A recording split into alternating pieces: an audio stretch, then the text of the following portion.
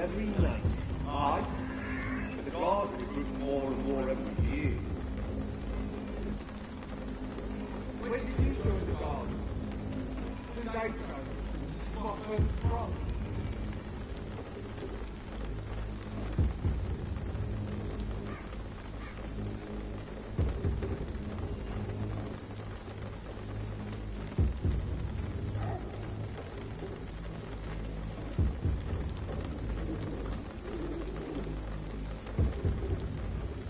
It's closed.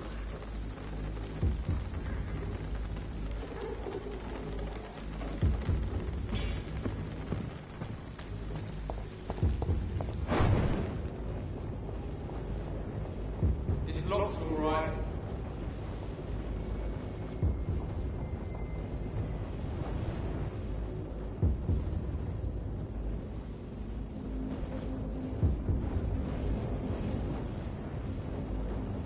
Smells like rotten meat. I'm near, I know it.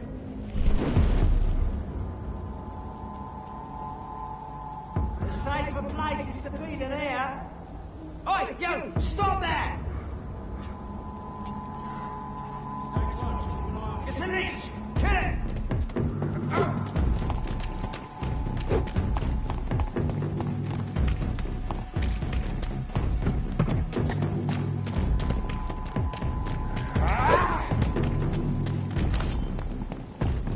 Die, leech! More and more of these.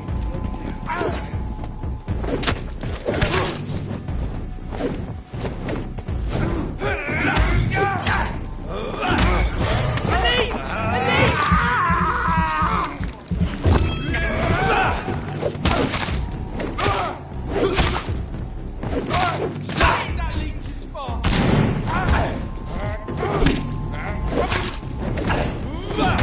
A leech! A leech!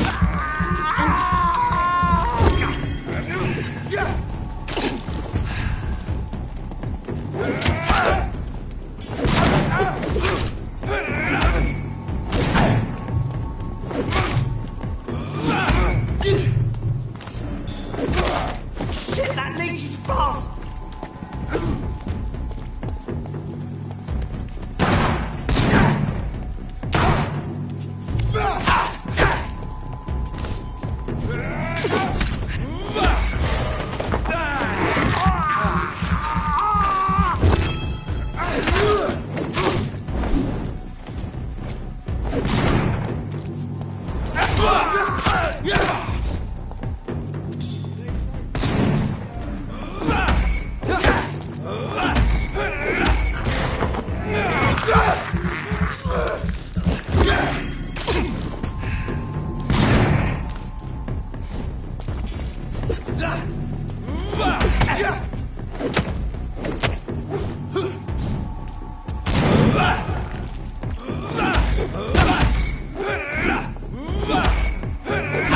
More and more of these bloody leeches every night. Let's pin it down!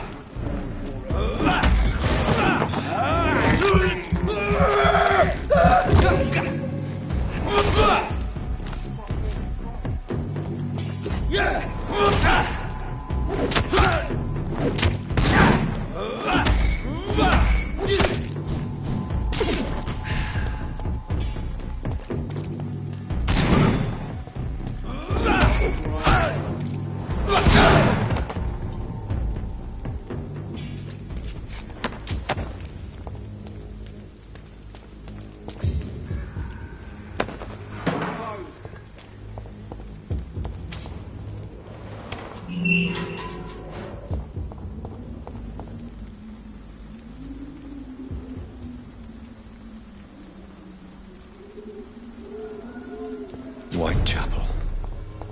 This neighborhood is linked somehow to the kind Lady Ashbury's blackmail. First, let's find this Petrescu fellow.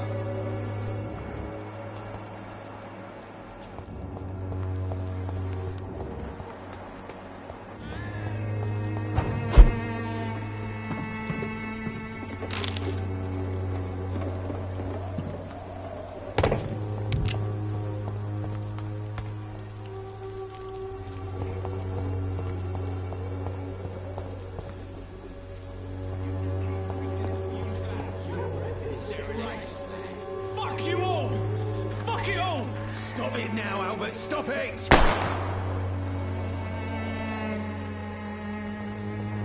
I won't end up another drunk arsehole littering the streets. Not me.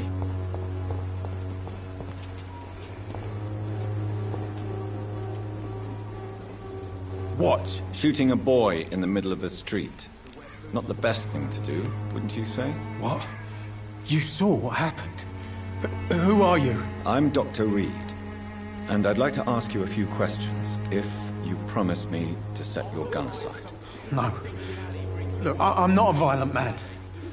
I'm Benjamin Palmer, doctor. And no one can help me. Not even you. You don't seem well, Benjamin. Do you need any help? I always feel ill, sir. It's like I'm never right.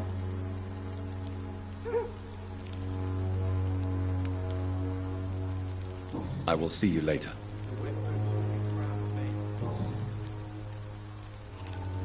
Whatever the boy did, I'm sure he didn't deserve a public execution. I swear I didn't want to hit him. It's just that I'm sick in the head, you see, and the boy just faked me last nerve.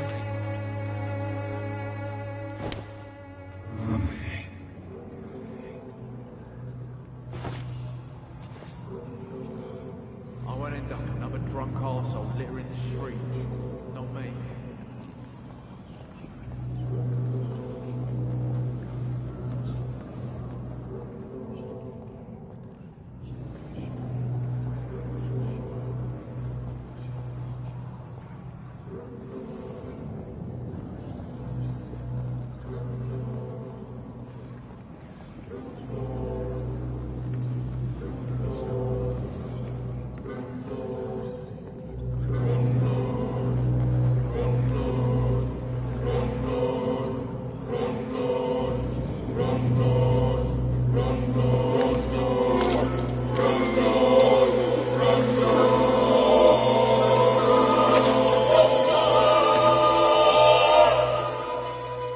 I'm not afraid anymore. I died in this trench a long time ago.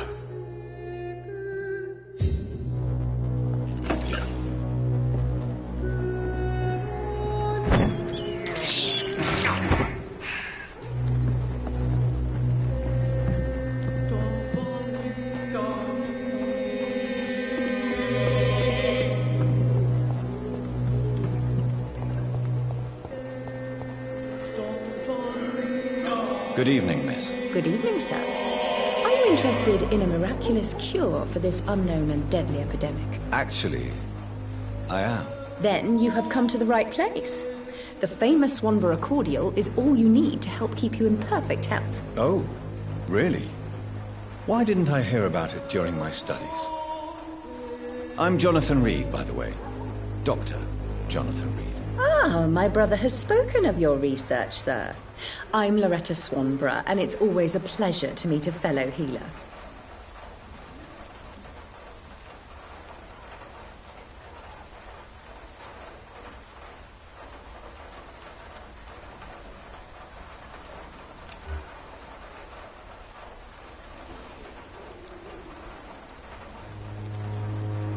I'd like to see what kind of medicine you're selling.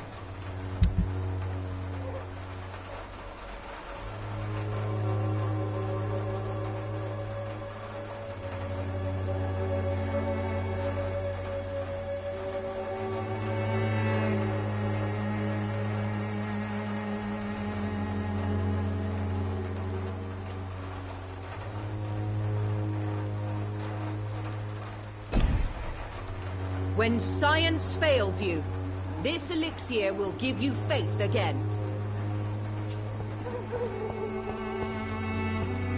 The Swanborough cordial will be the answer.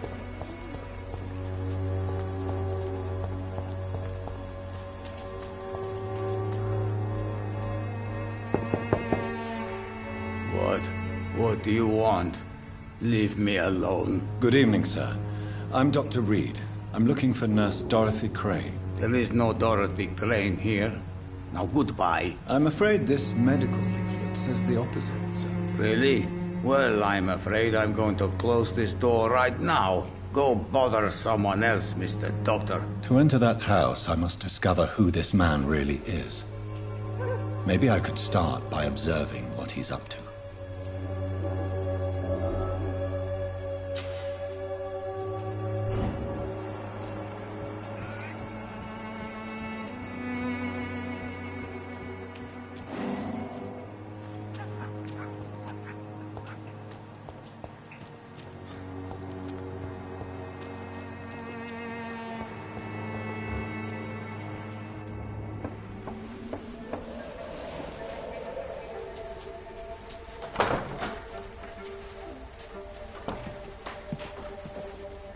A strange man was at the door with a pass for our medical facility. I refused him entry. Darius, how could you know he didn't need our help? His clothes were too finely tailored to be for Whitechapel. Perhaps just a friend of that stray poet who is always about. Richard Nithercott? No, not of the same cloth, this man. I suspect some machination from that journalist. Clayton Darby. Is he still asking questions? Yes. I saw him drifting around St. Mary's Church. I swear he is tracking me just downwind.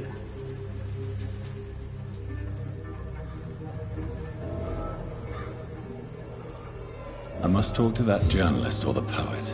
They must know about Darius. Nearby the church they just mentioned.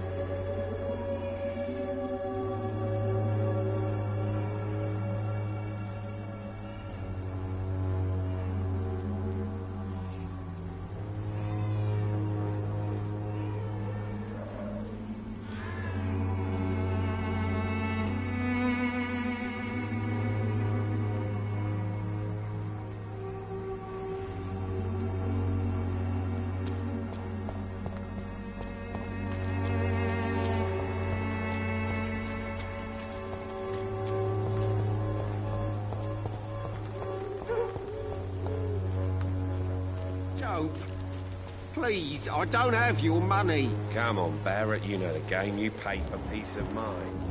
Can't you just look the other way this week? Excuse me, sir.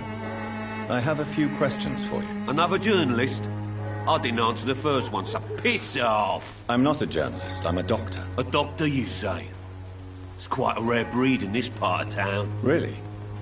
But still, here I am. Dr. Jonathan Reed, at your service. I'm Joe Peterson to some, but Colossus Joe to most. And I don't remember asking for your service, sir.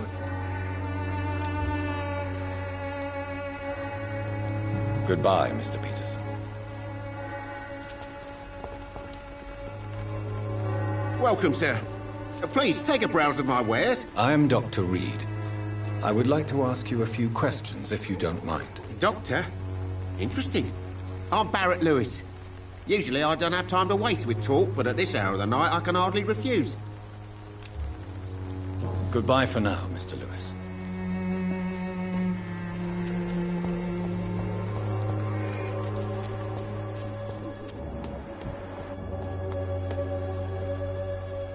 Forgive my interruption. Do not apologize, my son. Father Tobias Whitaker is always happy to teach mortals about the incoming Armageddon. I am Dr. Jonathan Reed, and I just have a few questions. A scientist? You are much more lost than I thought, my son.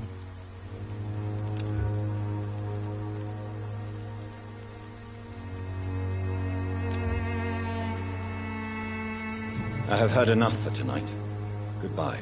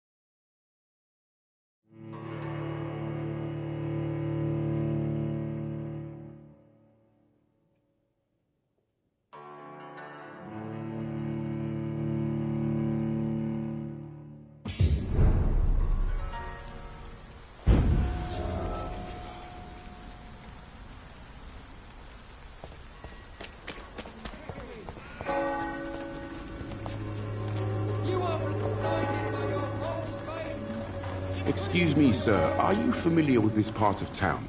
Name's Clayton Darby, reporter. Sorry, I'm new to Whitechapel. But perhaps you could help me since you're a journalist. My name is Jonathan Reed. Dr. Reed, the famous surgeon. I'll gladly help if I'm able, sir. I heard you're investigating an underground medical dispensary in Whitechapel. What do you know about it? Not much, I'm afraid. They are wary of strangers, and I'm not really an acquaintance of theirs. Why do you care?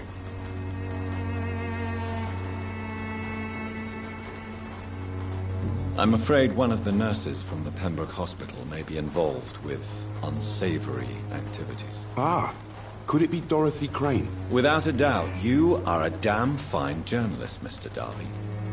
What do you know of her accomplice, a man named Darius? I don't know much about the man. He's very cautious. Never goes out. Doesn't seem to have any friends or family. He never goes out? No. A few days ago, he unexpectedly did. I followed him, but it was just a ruse to keep me away from his house. Really? How do you know? He went to the nearest mailbox, but just before posting his letter, he ripped it up and threw it away.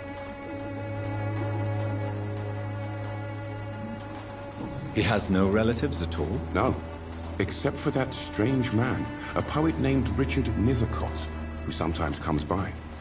Darius would never let him in. Where can I find this Mr. Nethercott? He spends most of his time lurking around Whitechapel, talking to himself or declaring verses. These days, you can usually find him behind the church.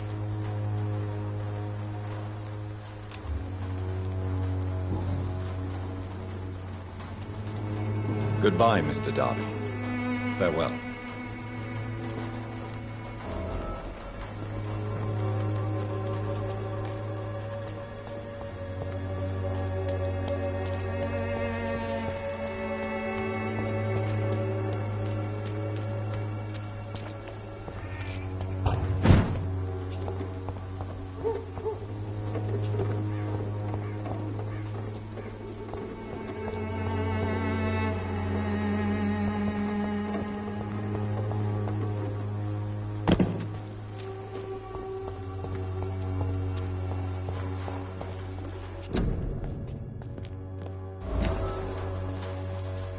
Good evening, miss. I'm Dr. Reed. I'd like to ask you a few questions. I know what you're thinking. A tall stranger who meets a girl in the street at night. It reeks of the penny dreadfuls. But I mean you no harm, truly.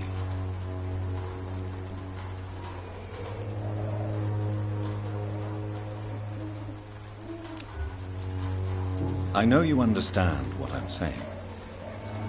Your silence has nothing to do with you being mute, does it?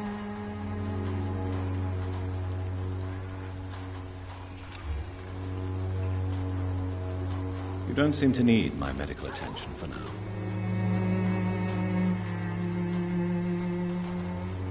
Camellia, I know you work for Dorothy Crane. Please tell me about her secret dispensary. A stubborn and mute comrade. Nurse Crane and Darius Petrescu have been clever.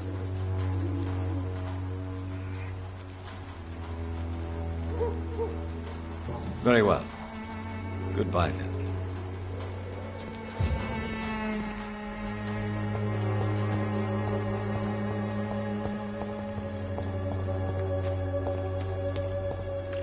It's locked.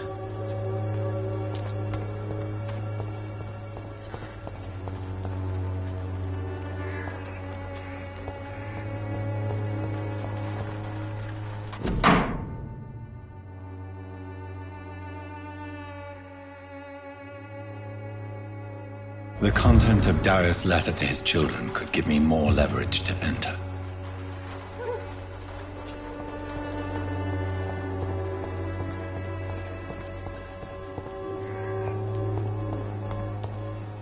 I cannot enter.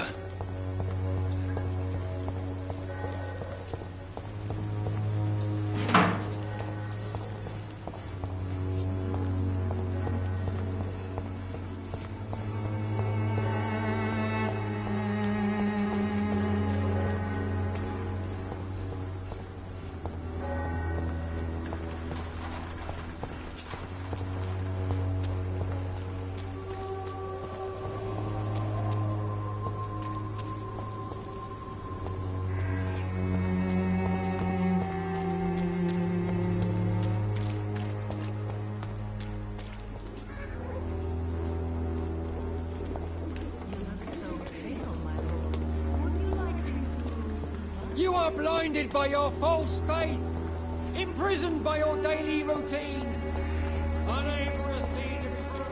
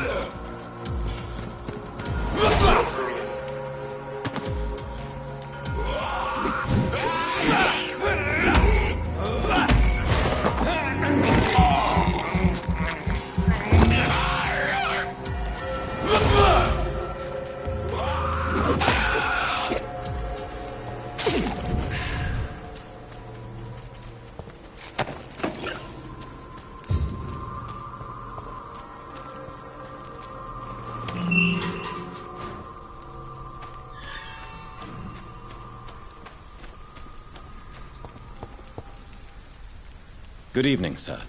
I'm Dr. Reed. I would like to ask you a few questions. Please be my guest.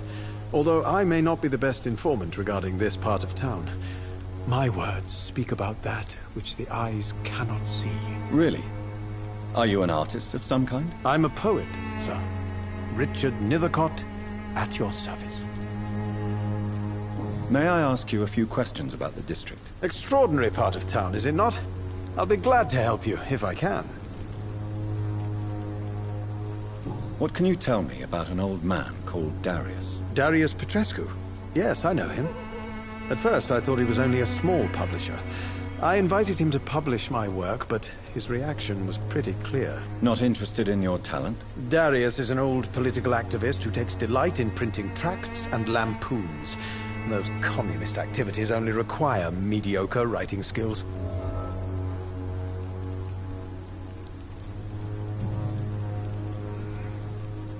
May I ask you a few questions about the district? Extraordinary part of town, is it not?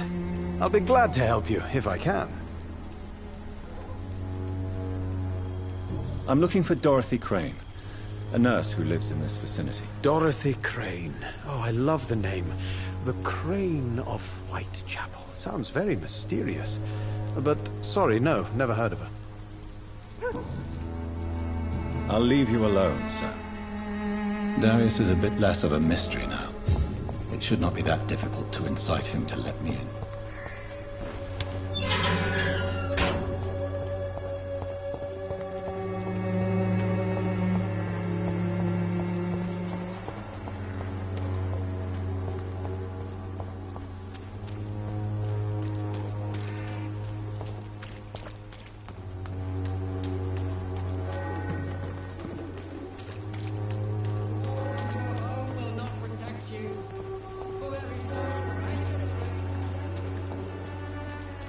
Cheap price, good quality. Come on, take a look. Don't be afraid.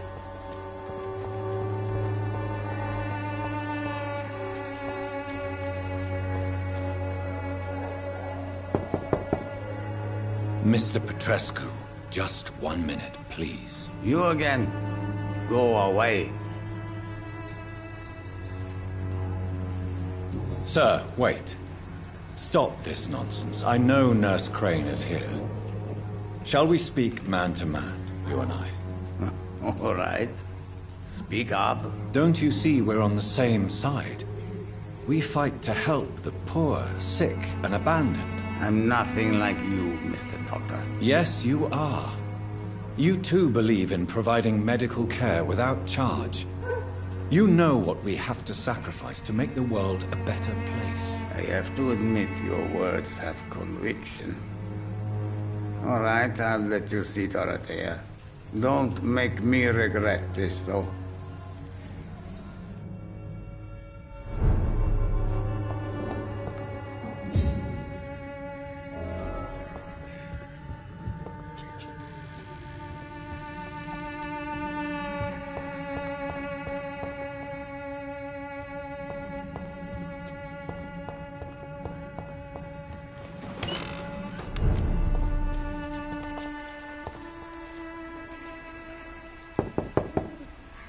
Hello, Mr. Petrescu. Hello, Dr. Reed.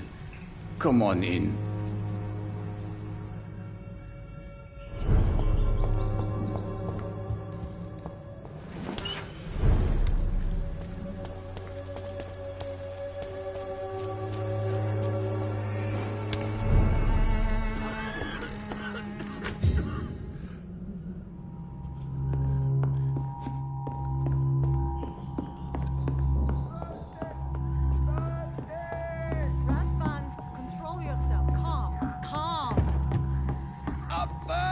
Give me a drink! I need help!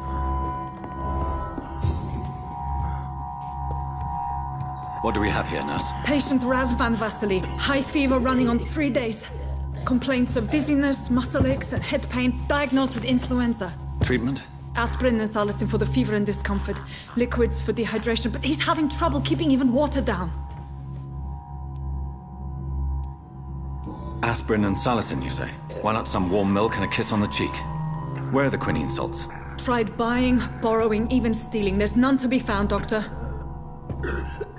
He's not convulsing, he's choking. He's not getting any air. Scalpel! Hand me that scalpel! What can I do, Doctor?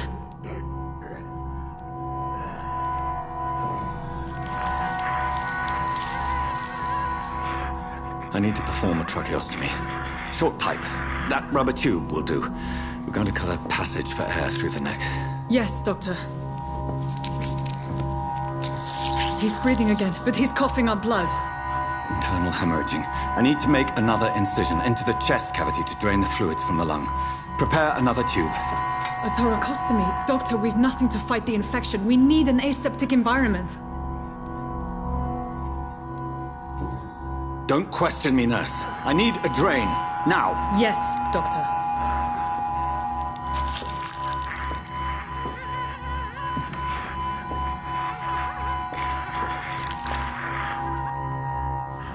He's still bleeding, Doctor. I'm losing his pulse. The drain must have punctured the intercostal artery. There's too much blood. Are you all right, Doctor? I can't see.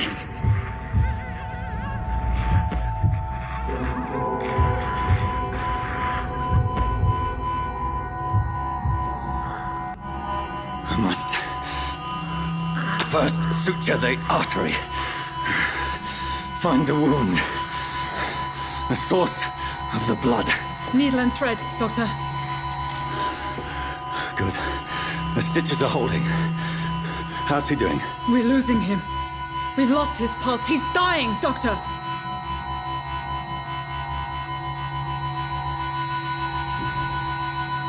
Cardiac massage, now.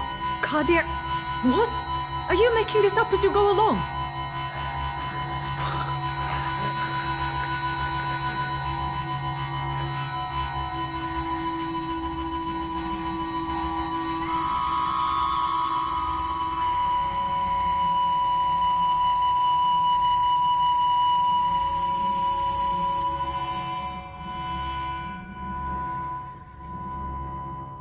We've lost the pulse. He's gone, Doctor. Nurse, we did everything we could. Truly? Everything you could? Is that how you'll report this in your log? Is this how the war went? Piling up one poor corpse beside the next? This was not an influenza-induced seizure. I've never seen symptoms like these on the continent. Neither have I. But the previous symptoms leading up to this attack were the same, indistinguishable from the epidemic. No. There was something more vile in these reactions. Something primitive. There have been numerous reports of mental breakdowns caused by the fever that accompanies the flu itself, Doctor. Yes, but... I'd best take some samples of the blood for analysis.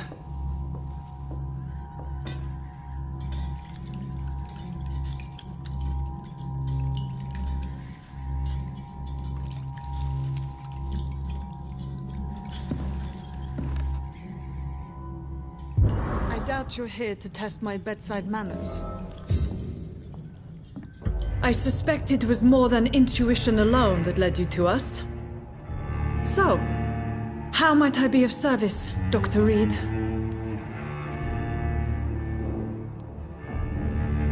I've come to put an end to this insufferable blackmailing, Dorothy. Doctor, you think your warnings scare me? I've stolen and plied, blackmailed and lied, but what else am I to do? I'm all these people have.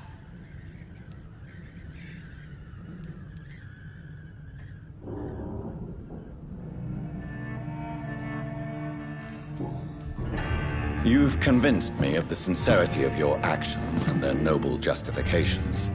But all the same, blackmail is a crime, and it will stop, Nurse Crane. So, are you going to turn me over to the authorities?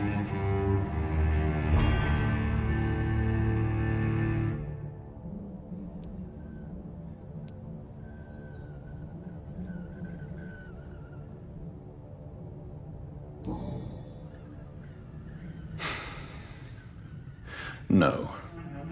Your place is here. Jailing you would be an even greater crime. So, here is my proposition. I'll look the other way on your little enterprise. In exchange, you will resign from the Pembroke Hospital and provide me with medical supplies when the need arises. Dr. Reed! That sounds like a business proposition. My accomplice, then? No, just a privileged client. My research may require the occasional rare piece of equipment or ingredient. I'll pay good coin in exchange, fair and honest, to help finance your noble endeavors.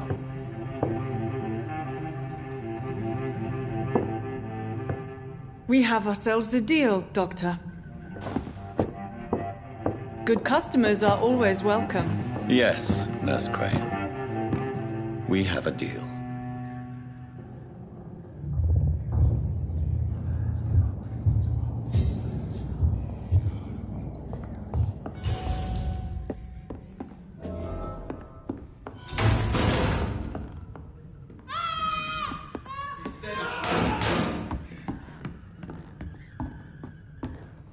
Oh, this one stinks already. Look at it! This bugger!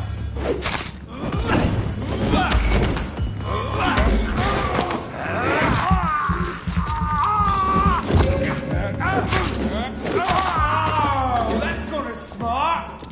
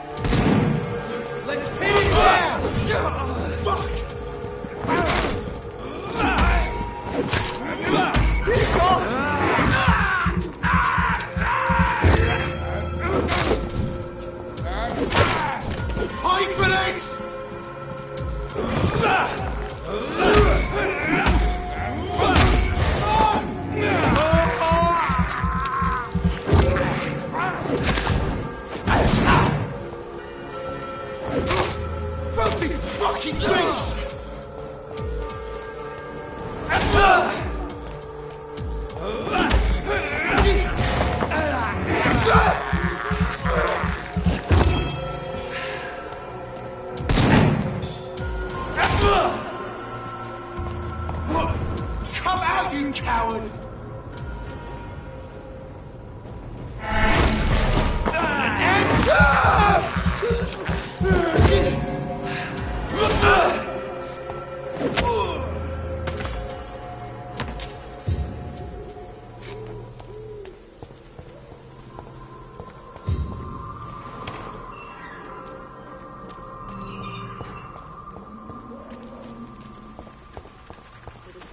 Cordial can be the answer to all your problems.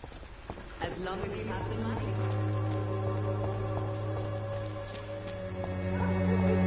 When science fails you, this elixir will give you faith again.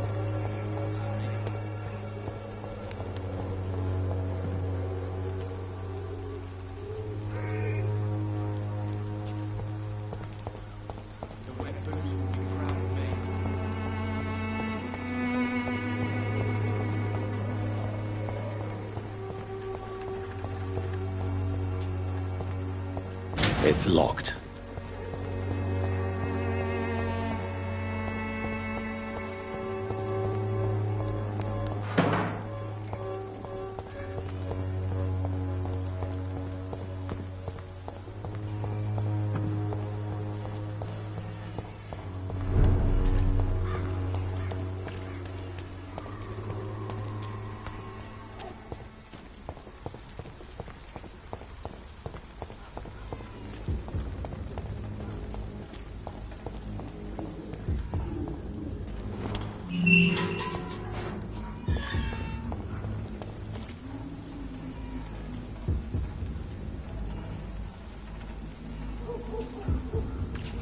Human blood. Whoever left these marks did so deliberately. Kill it, boy! He's mine! I'll take it!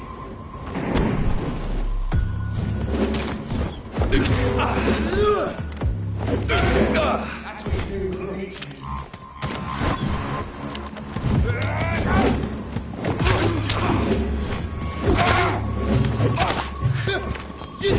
Burn it, boy!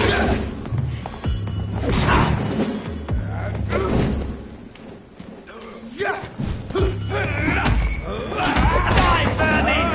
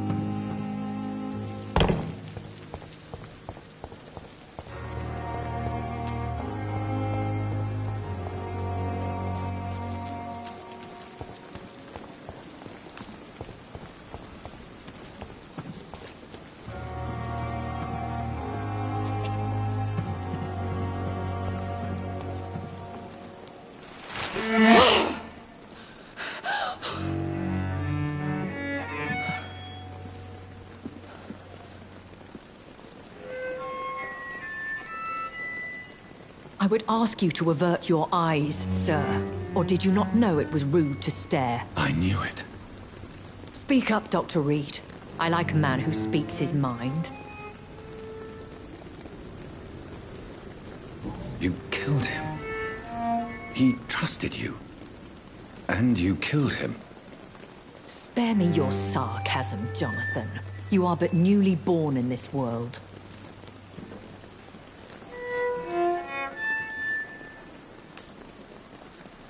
No need to apologize, my lady. I know exactly what you endure. The situation is somewhat awkward nonetheless.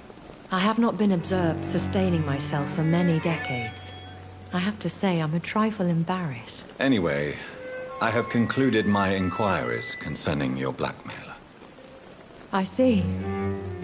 Please excuse my agitated state. Under normal circumstances, I wouldn't let anyone see me in this condition. I must confess I have not put an end to the blackmail, my lady. Unfortunately, I could not bring myself to do it. I'm so disappointed in you, Jonathan. I didn't expect this from you. Lady Ashbury, you yourself admitted how ridiculous the sum of money was. I can assure you, it was all used for charitable ends. Well, you are full of surprises, aren't you, Jonathan? All right, say I trust you. But you will still pay the ransom. That is only fair. After all, it was you who failed to bring this problem to a satisfactory conclusion. I believe I could agree to that. And since a lady always keeps her promises, I will now answer any questions you may have.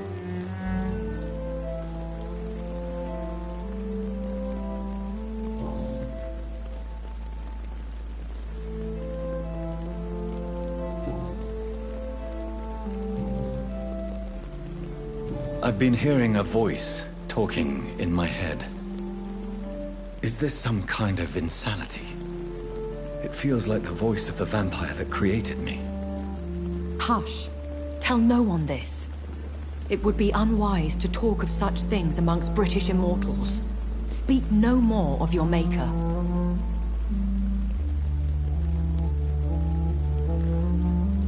How could this cause offense? Only the powerful immortals can mentally call to their progeny.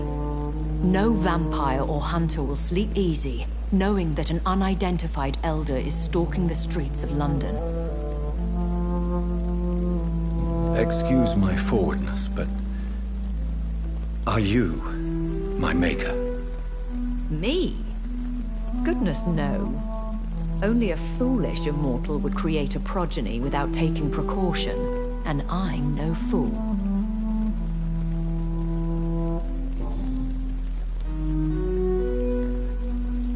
A vampire? Is that what I am? What we are? Such a crude word, defined by penny dreadfuls and drunken hacks. No. You are now an Ekon, and that you shall remain.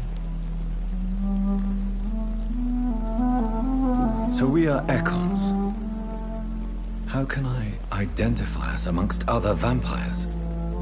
How to put it? All Ekon are vampires. But all vampires are not Ekon. We are but a branch of the immortal tree. Are you an Ekon too? Yes, I am. We are the closest thing to what man refers to as vampires. Forget what you think you know about us. I don't understand. Why was I created and then left for dead? That is a question only the one who made you can answer. It's not normal practice. I doubt even if you find him, he will answer you, considering how cruelly he treated you. So me being a vampire could have been a mistake. I very much doubt it, Jonathan. Contrary to the legends, it is not as simple to make another vampire by just biting someone. I'd like to avoid creating another vampire by mistake anyway. Tell me, how is it done? The process is dangerous. It could even kill your potential progeny. If you did decide to sire an offspring, they must drink of your blood, Jonathan.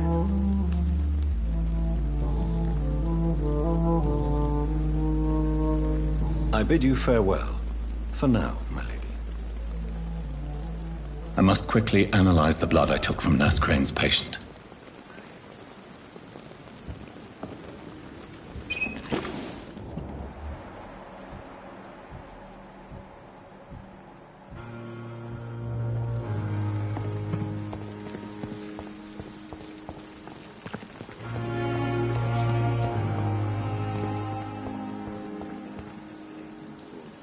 Good evening, Milton. Good evening, Doctor. Still trying to save lives? I'd like to see your goods. Wise choice, Dr. Reed. A reliable gun is what everybody needs these days.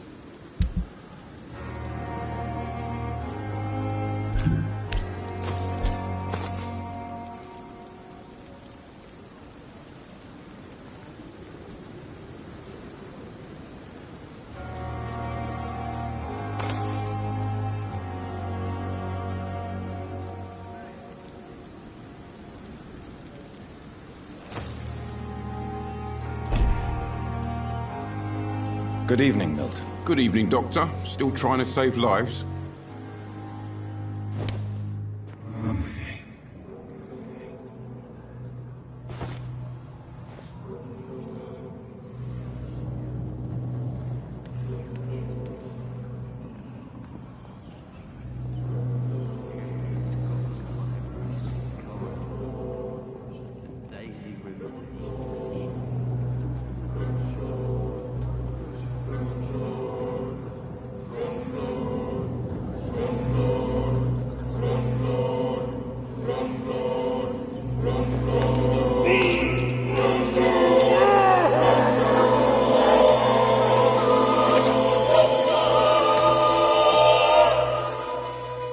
Pippa, my princess, flee away while you can, for all is lost.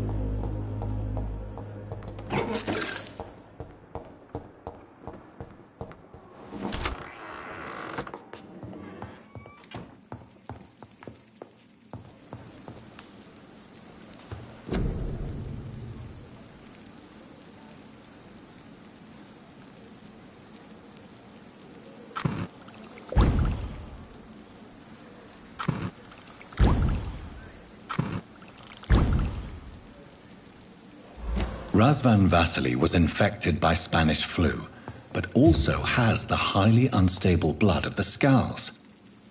Is the London vampire epidemic transmitted through the flu? I should talk to Dr. Swansea about it.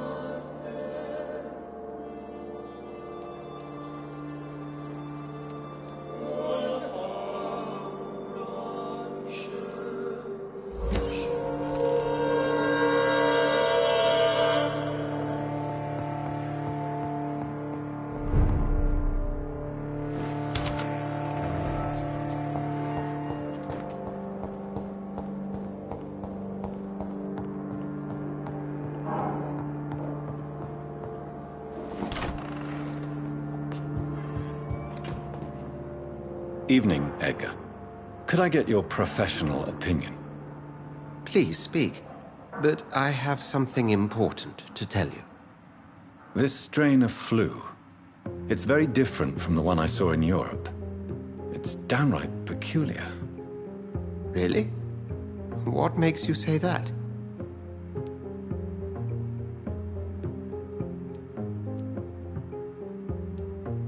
I've just looked at the blood of one of our recently deceased. I see. Do you have anything more to go on? This disease spreads and looks like the Spanish flu, but its effects differ greatly. The London strain is different from the continental one. This is very interesting. Did you find something else? Yes. Unlike the flu, the infected begin to show an increase in outwardly aggressive behavior. More than simple agitation. Once docile people become violent. You mean like rabies? Is there a chance we could create a vaccine, Jonathan, like Pasteur? By the stove, that would be smashing. There's a lot we're not seeing here. But it is spreading, and quickly. If we don't act, the whole city could be lost. But Jonathan, we've a fantastic opportunity sitting right here in front of us. A weapon of choice. What on earth do you mean? Why, you, my dear boy. With your expertise and your blood, we could isolate the properties that course through your veins. Think about the possibilities.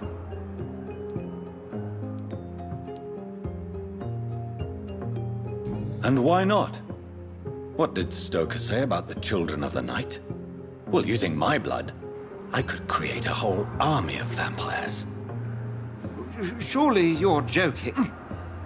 We'll discuss this more later. Thank you for your time. No, thank you, Jonathan. But as I said, I needed to talk to you. I have some rather bad news. Yes?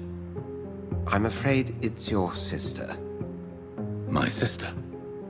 She's to be buried this evening at Whitechapel Cemetery. Your mother published the obituary this morning. I see. I'm sorry, Jonathan. Please accept my condolences.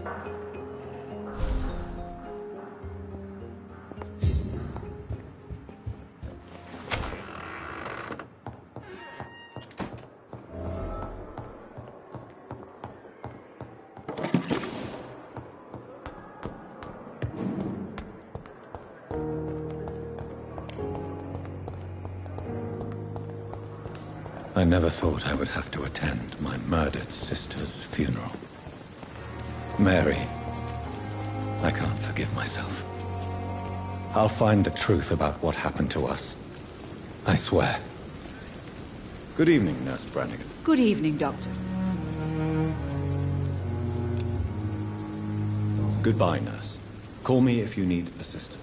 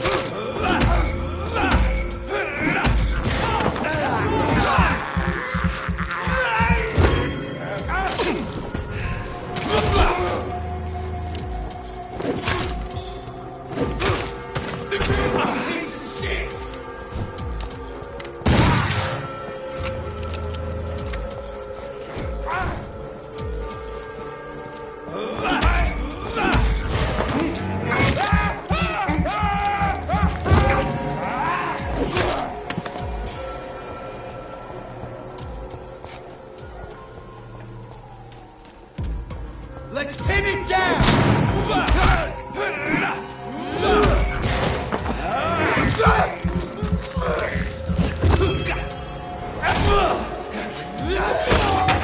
I'll send you to hell! Come back, you! Kill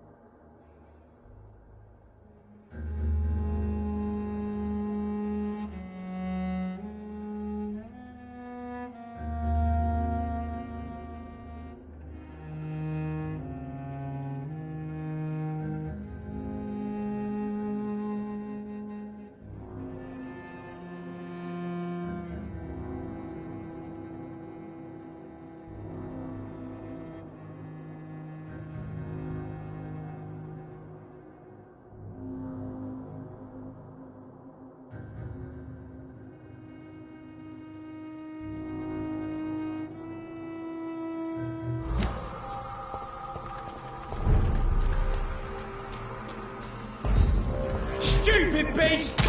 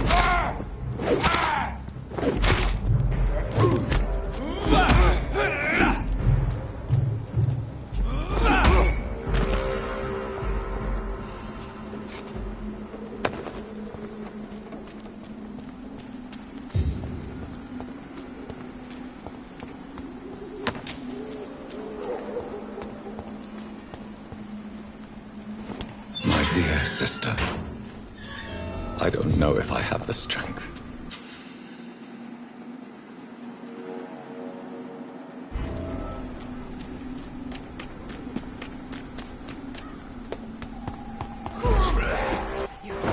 What do you want?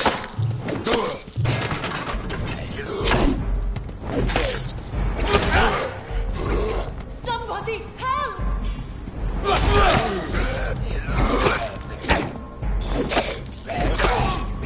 What do you want?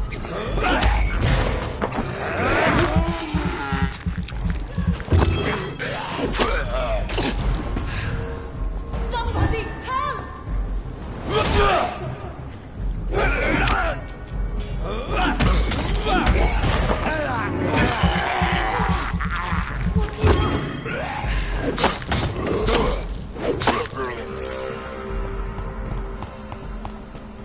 Somebody help!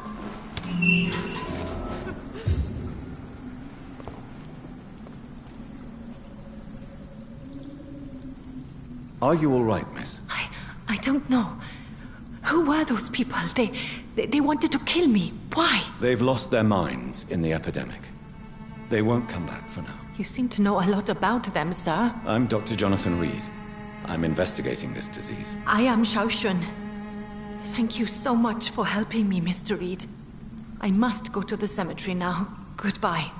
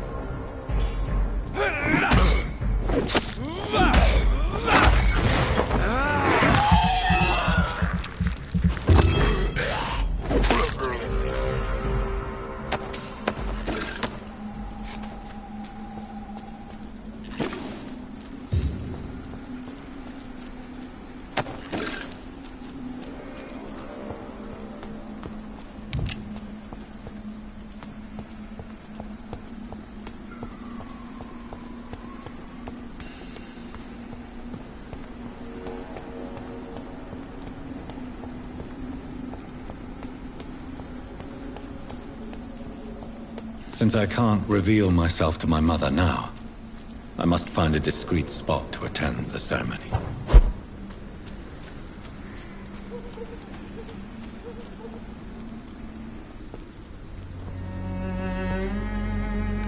I am the resurrection and the life.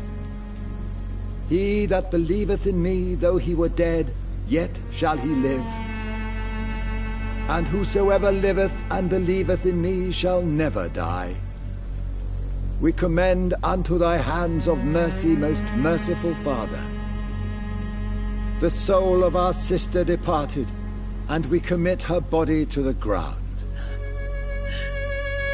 Earth to earth, ashes to ashes, dust to dust.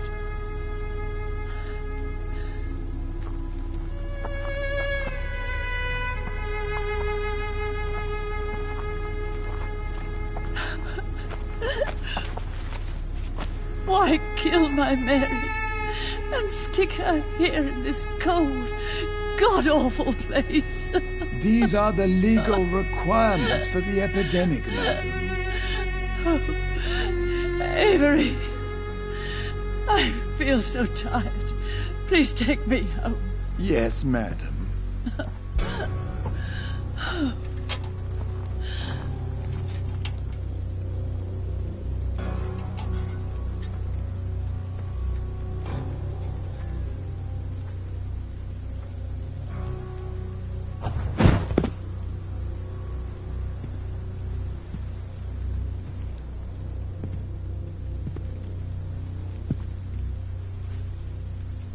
Oh, Mary. What have I done?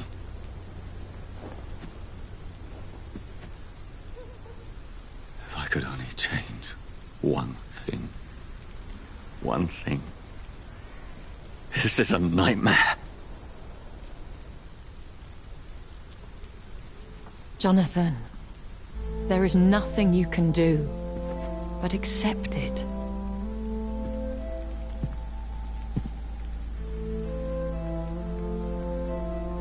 What brings you here? I thought you could use the company. I am so sorry for your loss, Jonathan.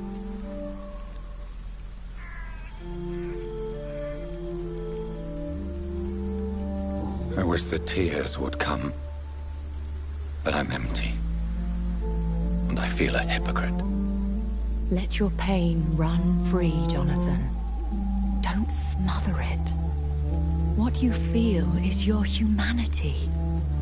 Don't be so quick to lose it. She had been scouring the most dangerous parts of London in search.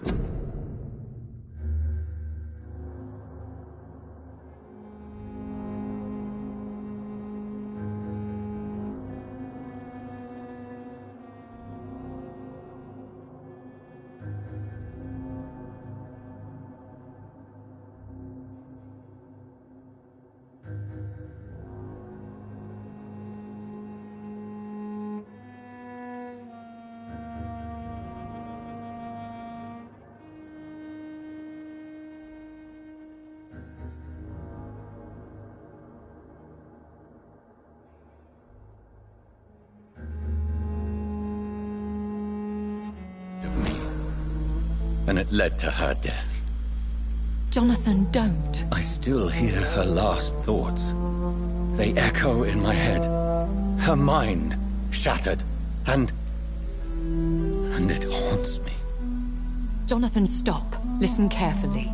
You must come to terms with this. You must learn to live with what happened. How is it possible? Tell me. Is it so easy to take a life every night, and then just smile and nod at those you spared? Don't you see? You're doing the work of our enemies, feeding your remorse. We are weakest when we grieve, and the guilt blurs our senses. And so this is why you're here. To warn me. You've felt this pain yourself. You too have endured this. I don't want to lose you, Jonathan. I've lost so many friends. Loved ones I cherished. Pray for Mary's forgiveness, if you must.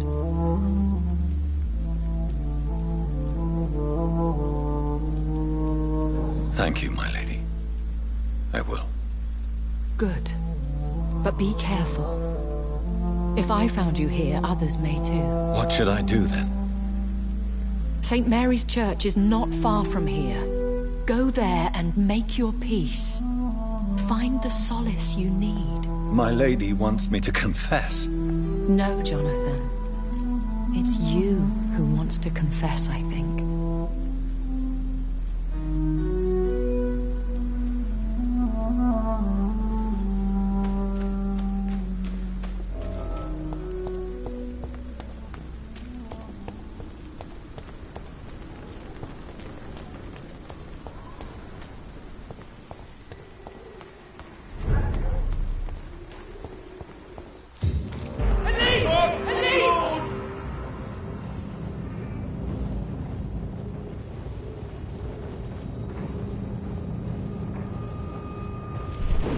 And off to church he goes, a newborn seeking divine consent to lick the blood from the soft and pointy crown. Who are you?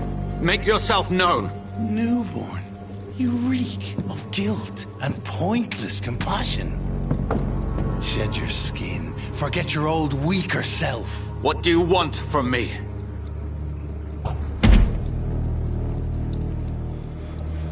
Ascalon does not approve of lone wolves who bring unwanted eyes to our pastures. So your name is Ascalon? Ascalon's will is vampire law. Learn them, abide by them, or I shall return as your judge and jury.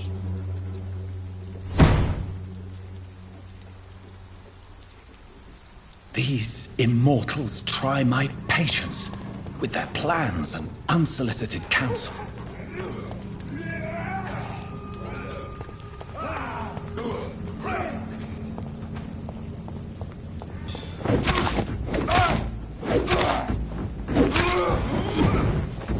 Away with you! Ah, fuck, it's fast!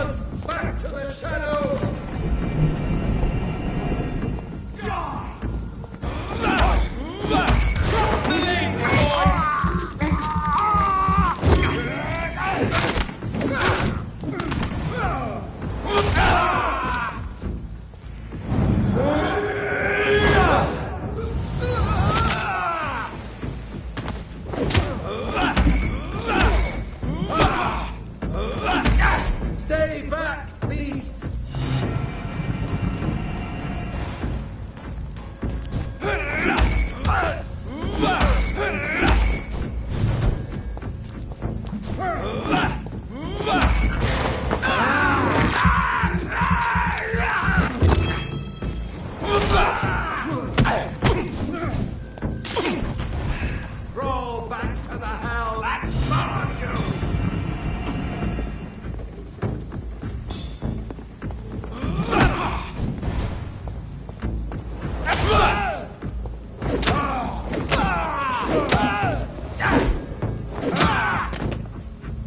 This man stunned me with his faith. His crucifix. This is not good news.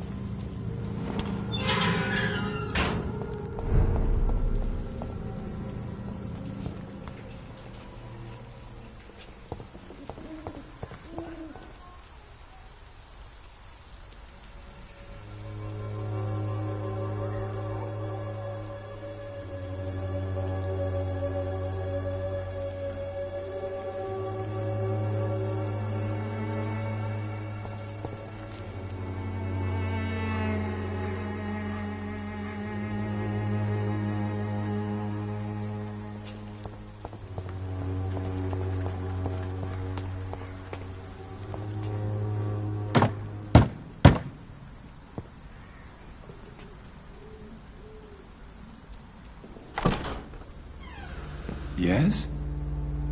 What is it that you want? I'm sorry to disturb you at such a late hour. No worries, my son. I'm still quite awake, having just returned from a funeral. Yes, I know. I've forgotten what I wanted. I don't know.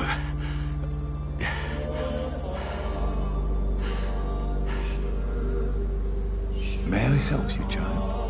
You seem somewhat perturbed. I haven't the strength to cross the threshold. I wish to pray, to cleanse my soul. The church is shut by order of the bishop. But I'm still the vicar of St. Mary's, if that is any use to you, my son.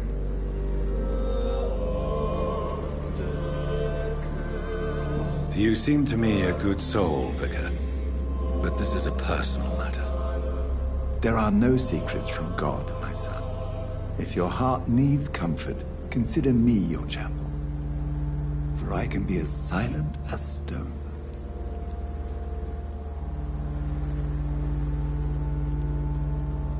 I've words for one departed. They're not for living ears to hear. Your eyes burn with rage, yet I see the pain that lies beyond. I am here to lighten the burden of all God's creatures. Whatever you tell me is between us and the Lord. Very well, priest. As you seem quite adamant.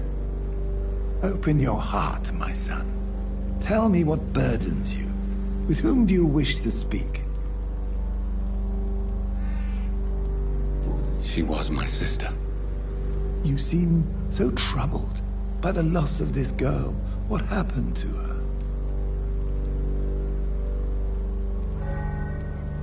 It was an accident. A terrible, terrible accident. I see. And how are you feeling, my son?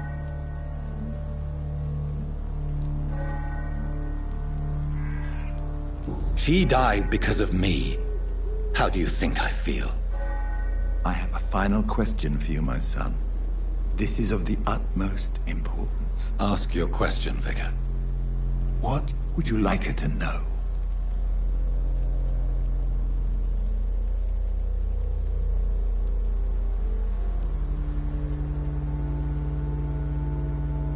I'm so sorry, Mary. I promise to find who is responsible for all this. I'll put an end to this horror. You have been heard, my son, and your burden will lighten if your words are sincere. Go in peace now, and live your life in the way she would have wanted.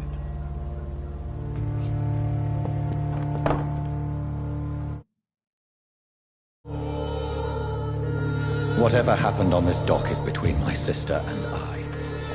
It does not concern God at all.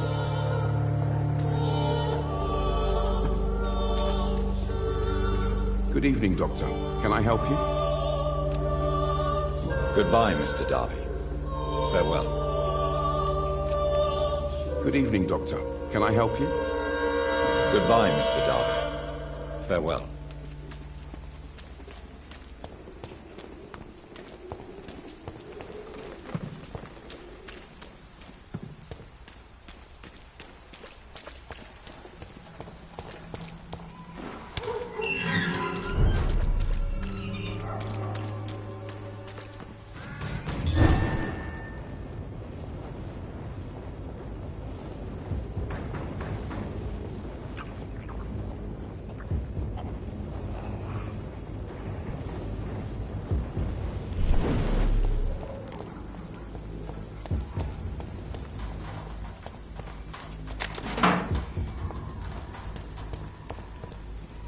This one's mine!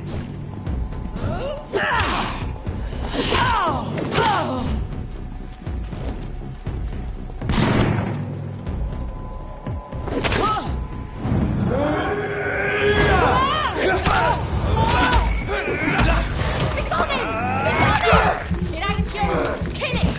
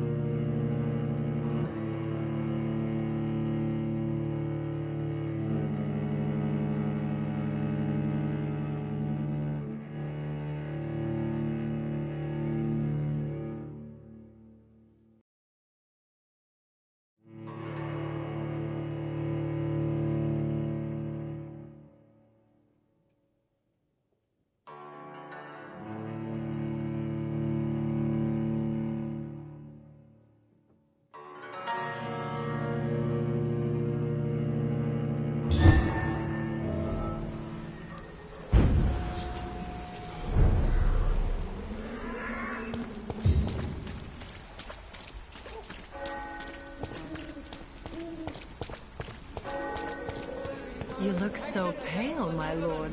Would you like me to revive you?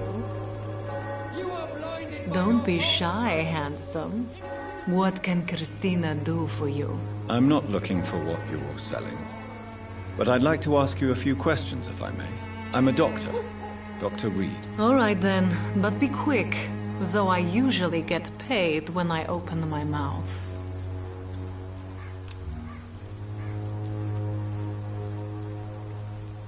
Goodbye, miss. Take care of yourself as best you can.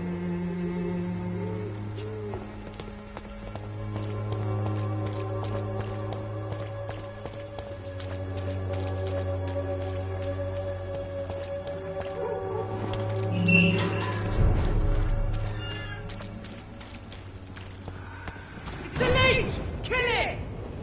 Crawl back to the hell that spawned you! Lord, give us strength!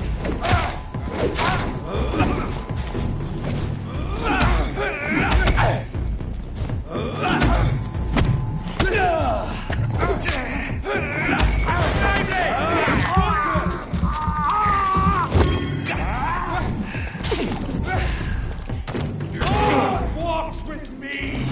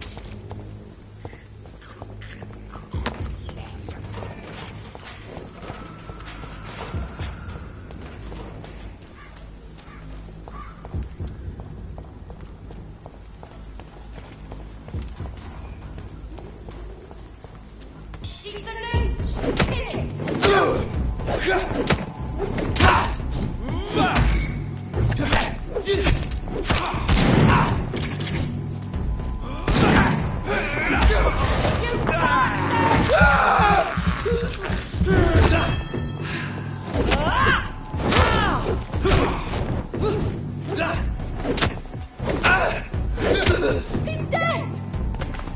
He's done for him!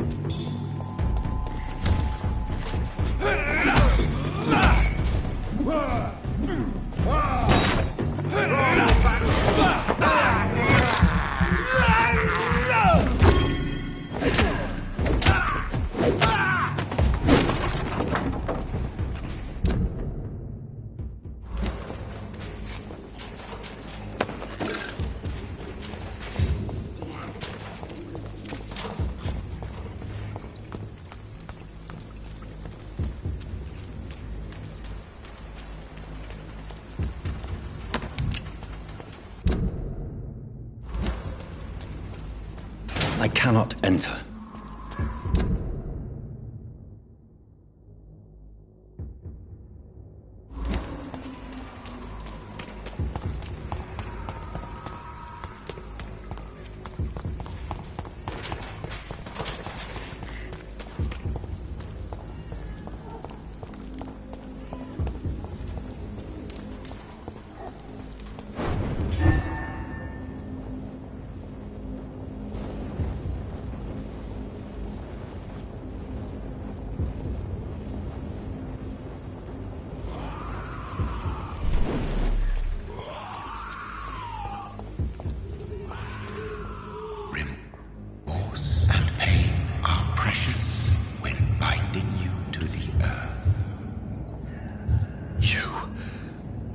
Remember you.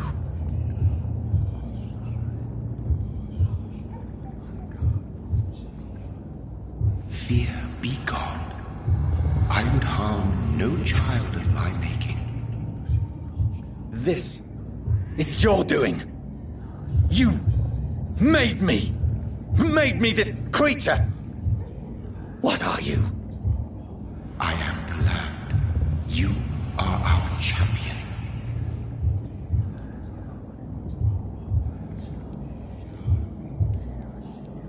Riddles and rhymes. You took my life. Now you insult my mind. Be stilled, my child. I bring understanding. What is it you seek? This age is sickly. An ancient poison, an older rage, brewed in a cauldron newly forged. This has something to do with the epidemic. Seek truth, my champion. Defeat the serpent of knowing with iron spur.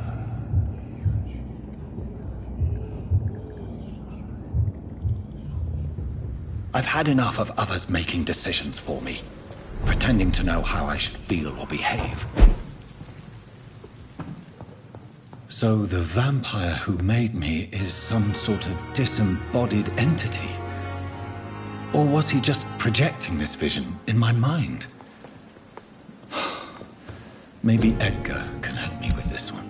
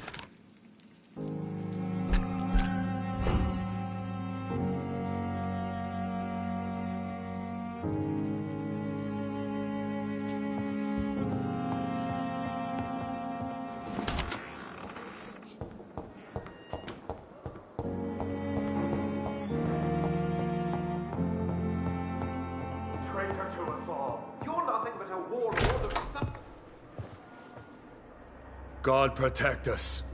You've got a leech in the hospital. Yes, my hospital. My mission is to heal while you go about warring. You've set the table for a snake. I wonder why there's venom in your food. I'm growing tired of your song. You're a woodsman, McCullum, not a doctor. Return to your hunt. Remember, I've a good nose for machinations. I can flare the scent at a mile. You can't hide from the guard. Leave him, Jonathan. This is sacred ground. Neutral territory. And I just had the carpet cleaned.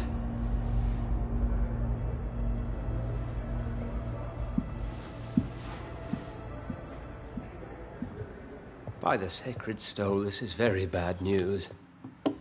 Bad news indeed.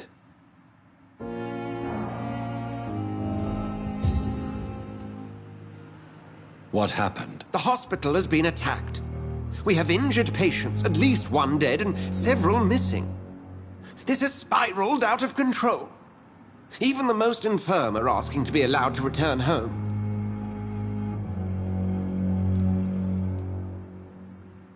We cannot have the people lose faith in this institution.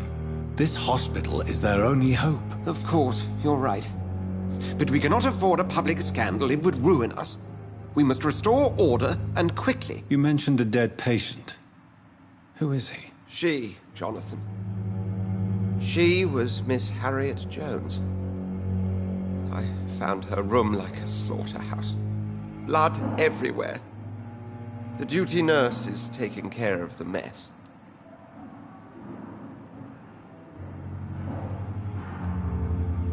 Very well. I'll help you. Jonathan, please. I can't rely on anyone else. And this concerns you as it involves vampires. Someone has taken advantage of our more liberal tendencies here. In what way? Jonathan, I may turn my head when you or her ladyship indulge, but I will not allow this place to become a nest for street feeders. Please then, tell me. Sean Hampton, the man we thought we'd saved at the docks. It seems he was infected after all. So Hampton became more beast than man. Exactly. And now Guard of Prewen suspects the hospital of vampire activity. Do you realize what that could mean for us? Do you really believe they would come for us here? In such a public venue? McCullum is a fanatic. The Guard will stop at nothing. You don't know what they're capable of, Jonathan. Very well. Since I brought Mr. Hampton here, I will put an end to this.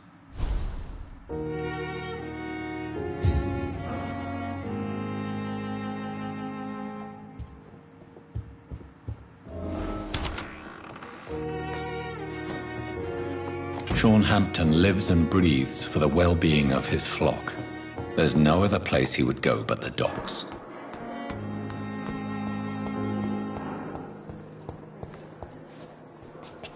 I wonder what your last thoughts were.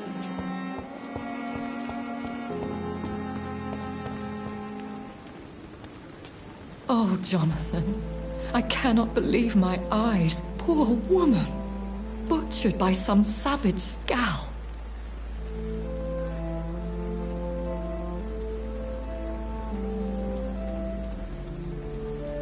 Yes, and I'm afraid I'm at least partially responsible. The man, the Scowl, I brought him here. Jonathan, how could you say such a thing? Forgive me if I feel despondent. For there seems to be no end to the suffering and death that surrounds us. I'm always here for you, Jonathan. What do you know of Ascalon?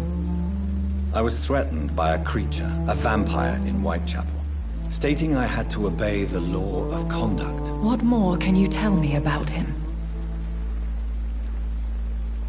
He was bigger than a man. Huge, in fact. He seemed to radiate violence. I thought he was going to tear me apart. Then he vanished. Fergal, the executioner of Ascalon. You were fortunate he was not after you, but rather out doing his master's bidding.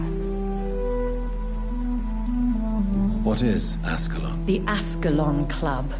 are the most powerful vampires in Britain and exert tremendous influence. Take my advice and stay well away.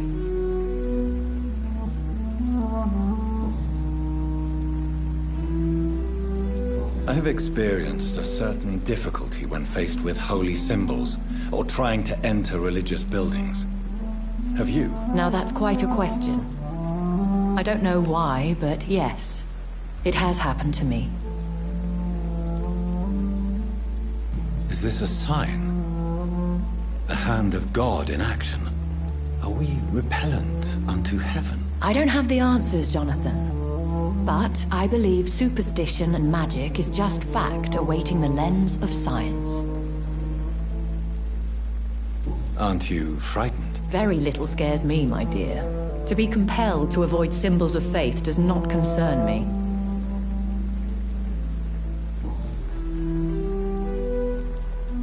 Have you embraced this woman, like the other patient, this Mr. Renfield? Her name was Amelia. And no, I did not kill her. I vowed a very long time ago that I would never take another life, unless they ask. Is there sufficient vitality in the blood of the sick and dying patients? Yes, Jonathan. The hunger gnaws at me every waking hour. Frankly, I'm starving. Temptation surrounds us. Rich, vital. How can you resist? Over the years, any pleasure I once gleaned from feeding is long gone. I drink for sustenance. And though I still thirst for more, I restrain myself. Thank you, my lady. I hope to see you again soon.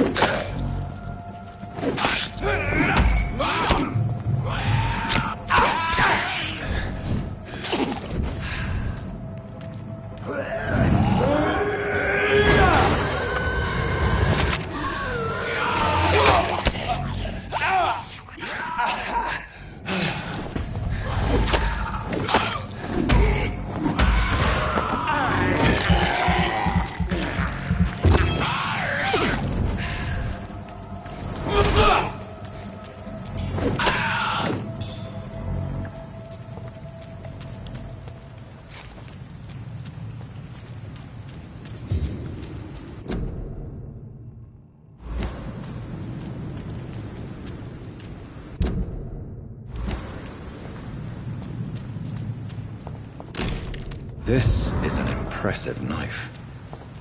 There's a name engraved on the metal. Clay. What kind of man puts his name on a knife?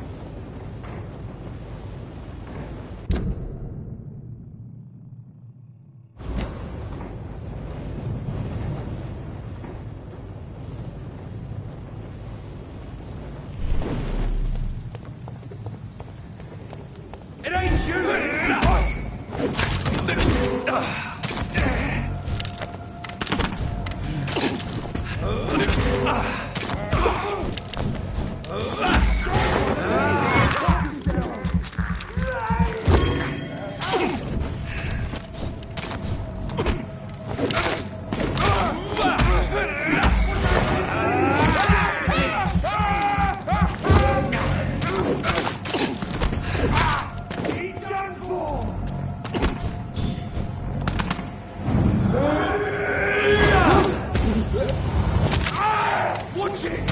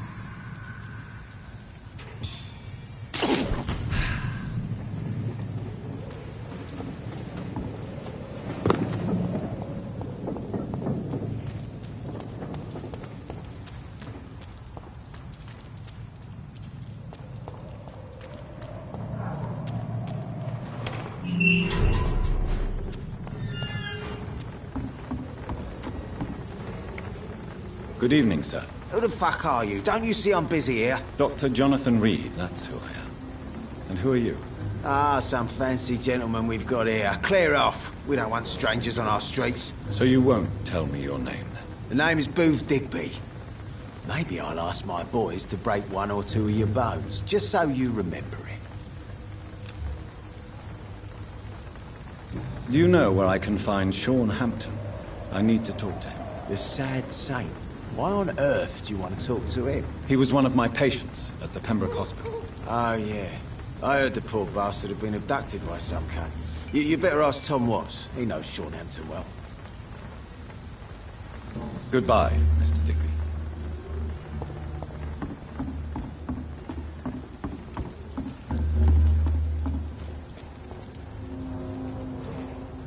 Good evening, miss. I am Dr. Reed. May I ask you a few questions? Who are you? What do you want? As I just told you, I'm a doctor. From the Pembroke Hospital, actually. The Pembroke Hospital, you say? I don't have any money for you leeches. I'm not here for charity, Miss... Miss Edwina Cox. So what do you want then? Fancy buying something from me, maybe?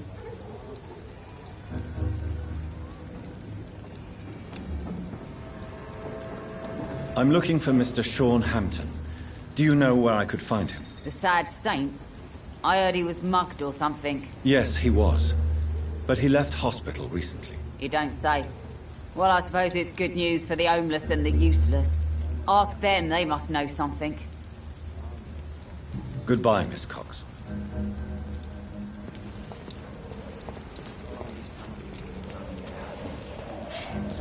Mark my words. Not a drop of blood left in his body.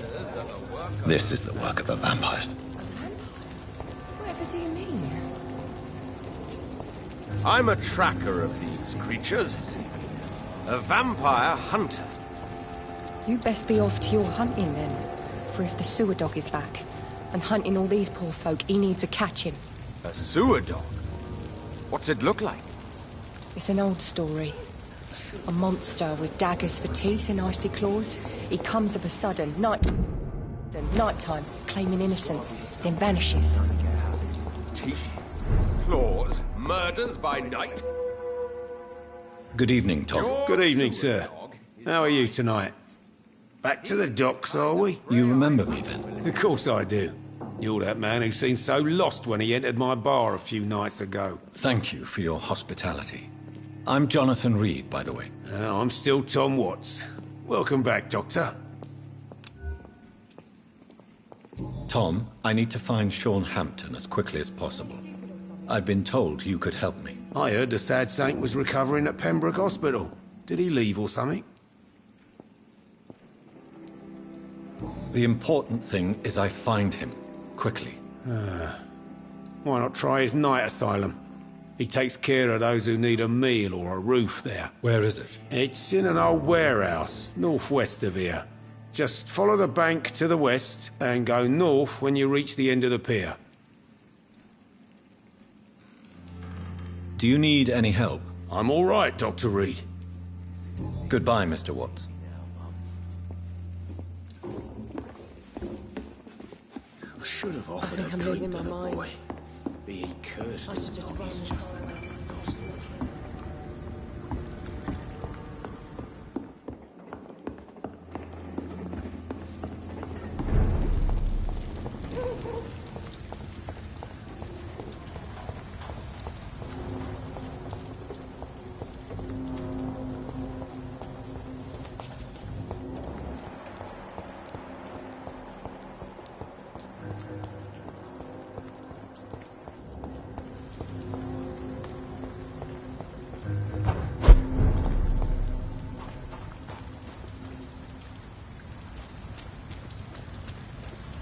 Seems like the guard of Prewen is on Sean Hampton's trail, too.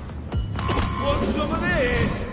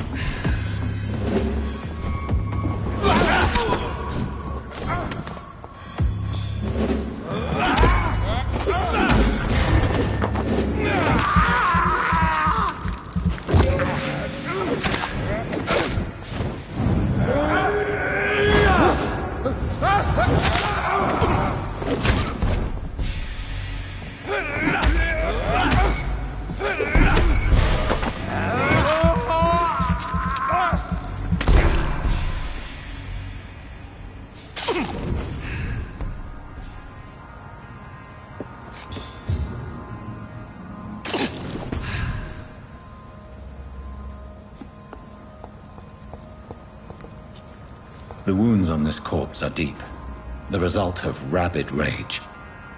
If this is Sean's doing, he's become a murderous beast.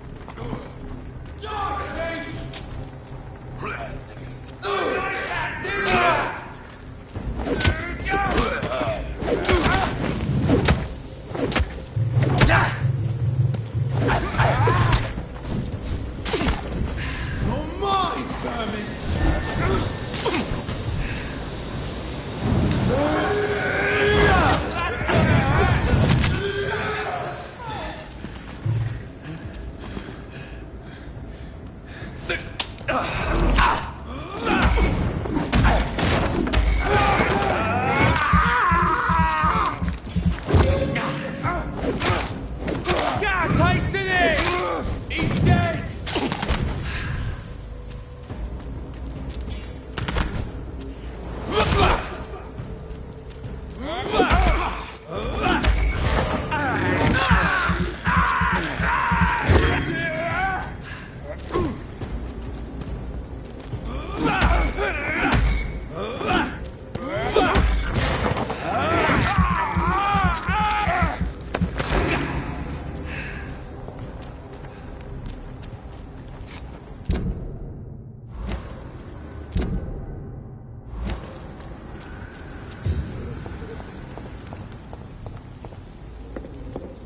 Over there! There's one of them vermin!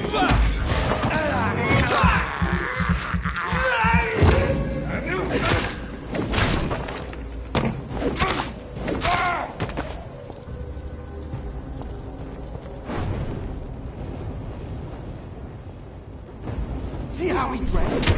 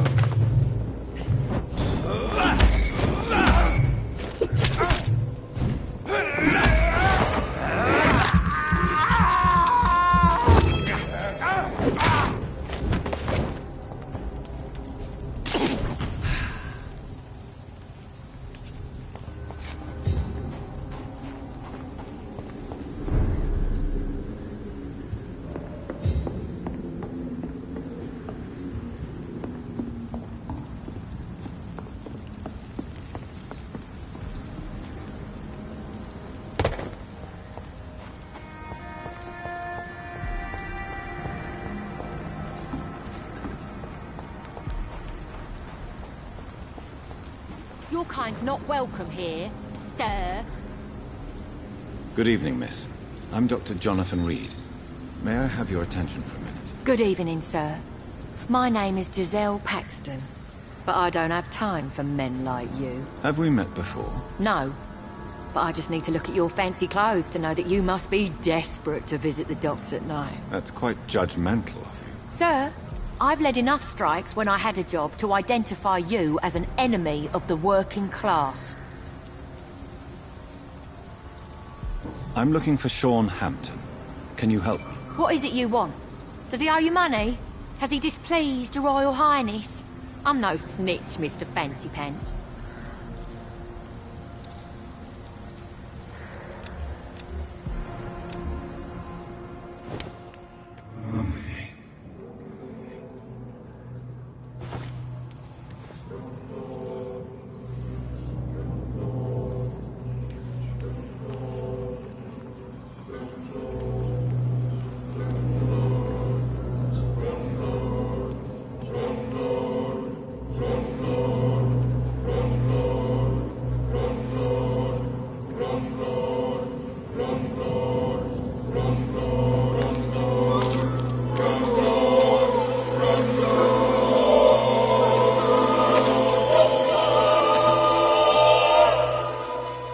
What a waste of life.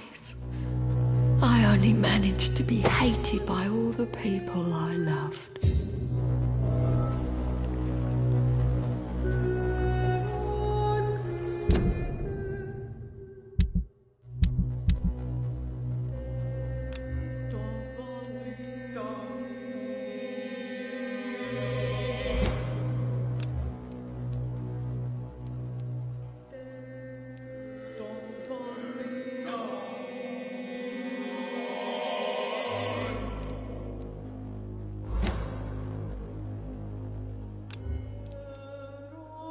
Good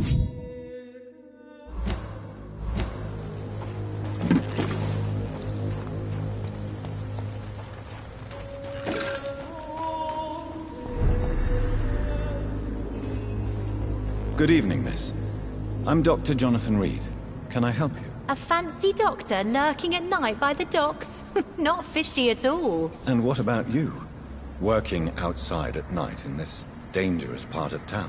You want to know my secret? I'm trying to earn money. And I'm Lottie Paxton, by the way.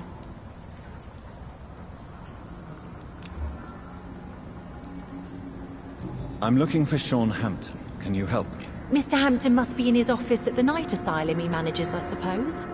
Why do you want to see him? He was a patient of mine at the Pembroke Hospital, but he left abruptly. I see. Well, Mr. Hampton is a discreet and dedicated man. I'm sure you'll find him soon enough.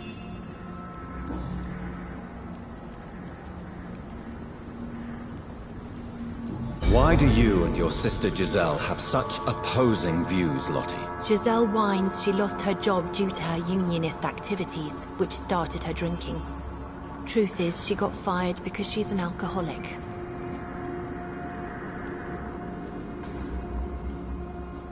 Perhaps your sister's addiction to alcohol is the result of her despair, but not the cause. Perhaps you're right.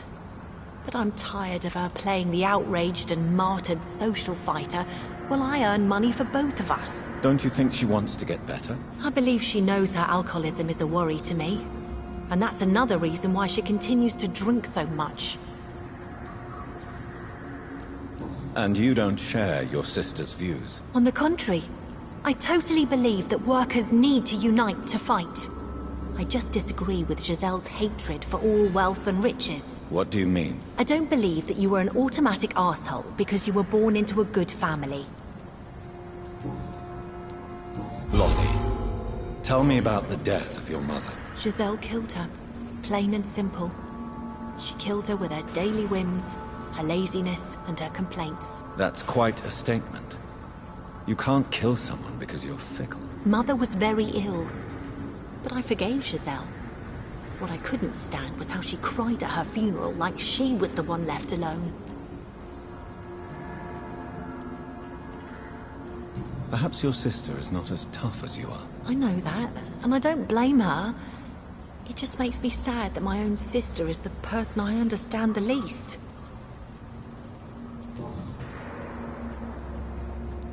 Lottie, tell me about the death of your mother. Giselle killed her. That's quite a statement. You can't Mother was very ill. Giselle is the... Sometimes...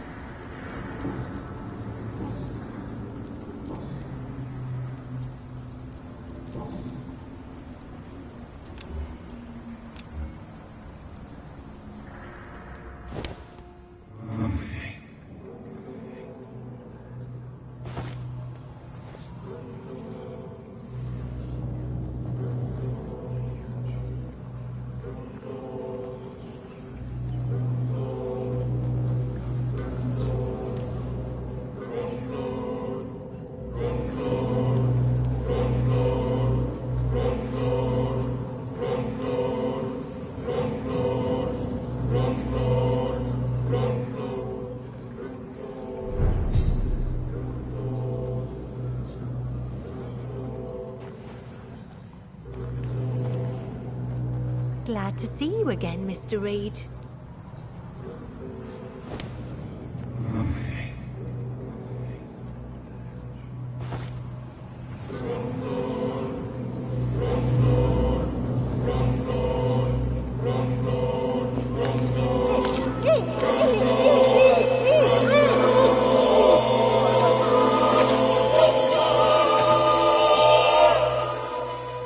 My poor sister. What will happen to her now that I'm gone? Giselle, I'm so sorry.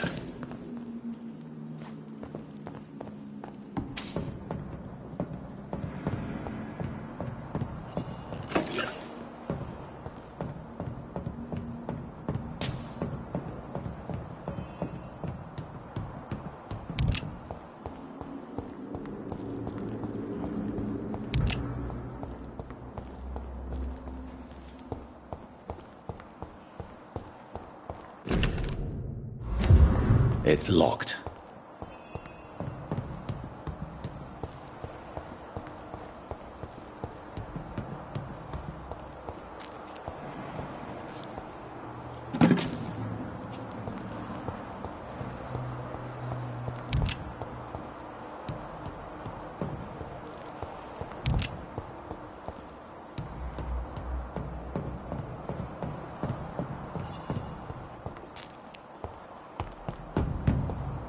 It's locked.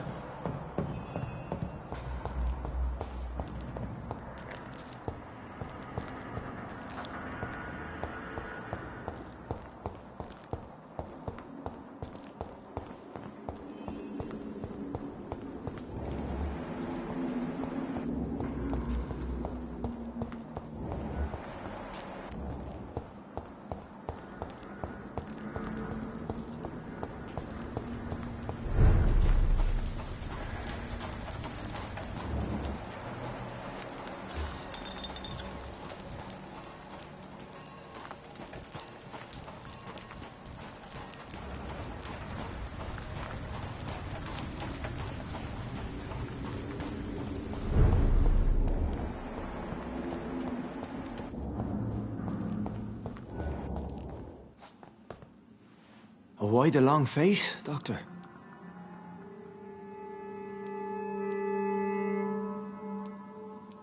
It looks like we both have changed a lot. I must confess, it saddens me, Sean. Put your faith in the Lord, Doctor. He has a plan for all of us. We may not always see it, but he does. Since you left Pembroke, the amount of blood that has been shed, it's hard to believe you, Sean. Ask what you will. As the Lord is my shepherd, I will not speak a lie to you. Why did you kill Miss Jones at the Pembroke Hospital? Killed old Harriet? You must be mad, Doctor. Why would I do such a thing? So you claim Miss Jones' death was not by your hand, nor the other incidents at Pembroke? Though Harriet was an angry, spiteful woman, she was one of God's creatures. I have nothing but love for all he has made. But you were close to her. Of course. But she was lost, separated from the fold. She did not see the hand of the divine in my blessed condition. People have been murdered. I've seen the blood. I don't believe you can be trusted. Have a little faith, Doctor. If you will follow, I will guide you to the light. How do you plan to do that? Take this key of the old sewers. The entrance is by the riverbank, south from here. There you'll find all the proof you need. I have to see for myself. But your sense of purpose and calm gives me some relief. I'll be here when you return. If you still think I'm a threat then, well, I'll surrender myself to your judgment.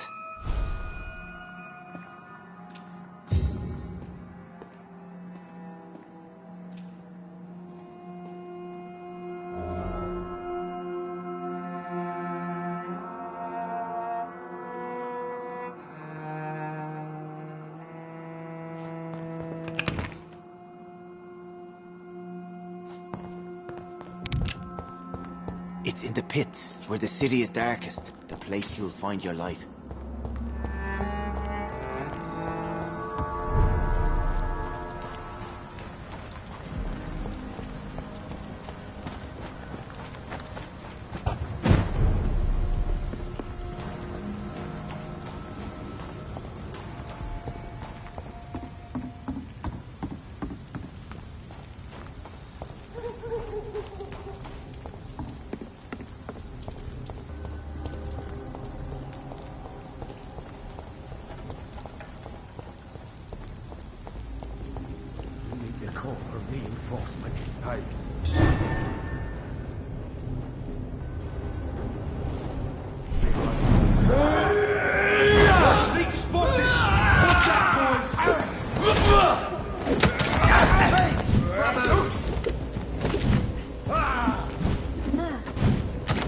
We cannot be defeated!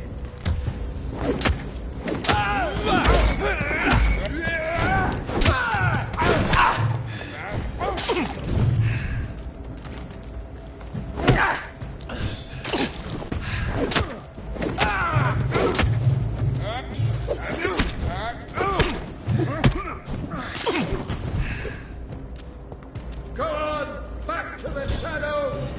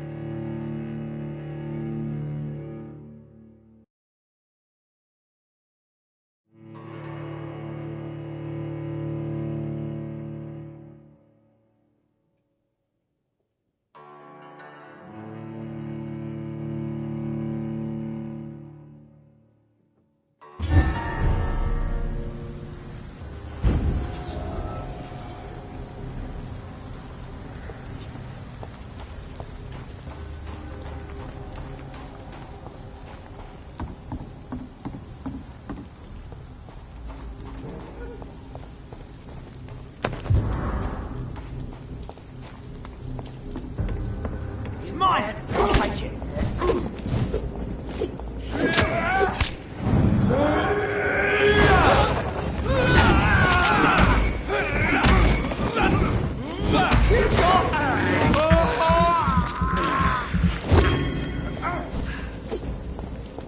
I shall fear no evil.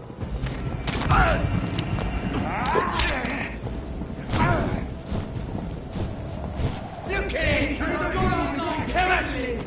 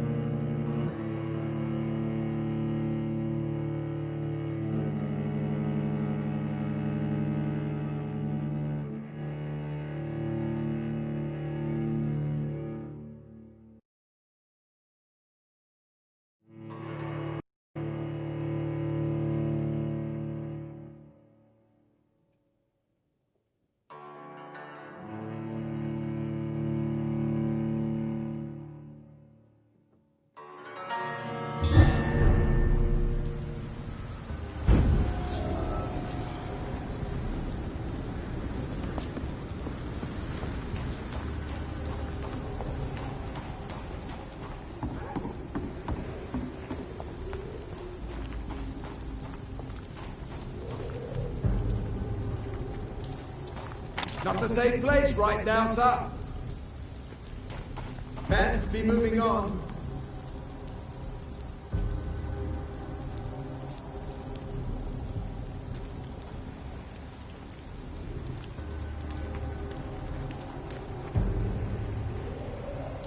Ain't safe here for a gentleman. Over there! There's one of them burning!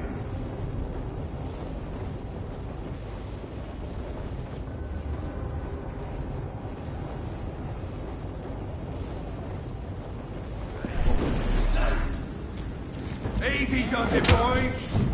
We can deal with it. Stay back, beast. Snuff it, leech. No rest for the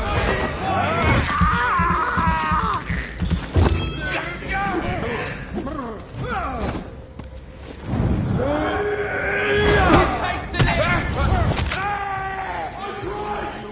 Roll back to the hell. That's what I do.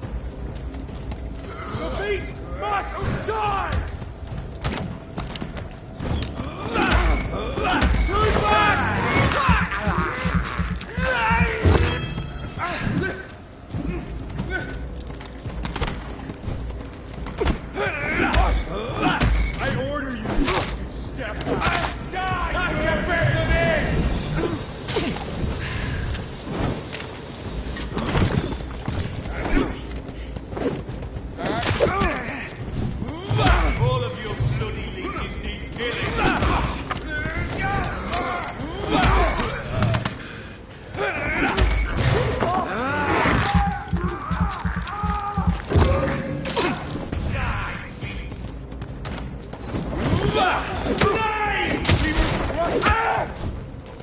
strong, brother! You cannot be defeated! Christ, he's dead! It's done for him! There's one of them spurs! You're mine,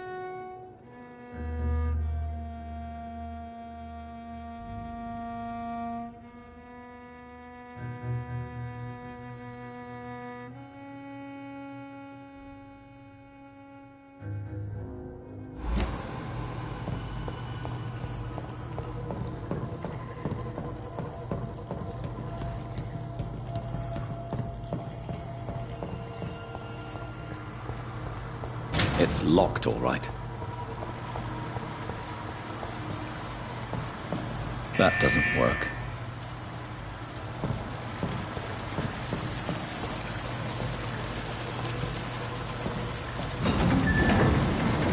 So that's it. These wheels control the water level.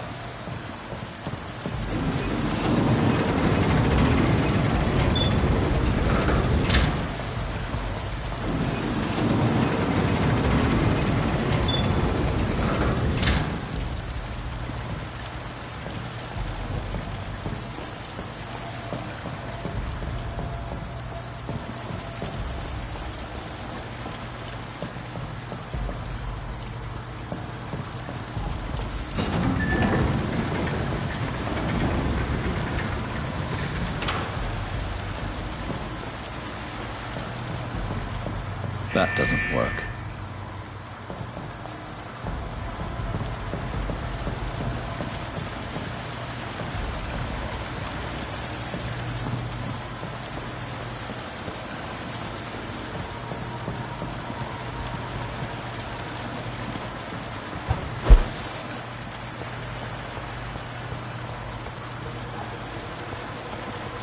That gate should shut properly now.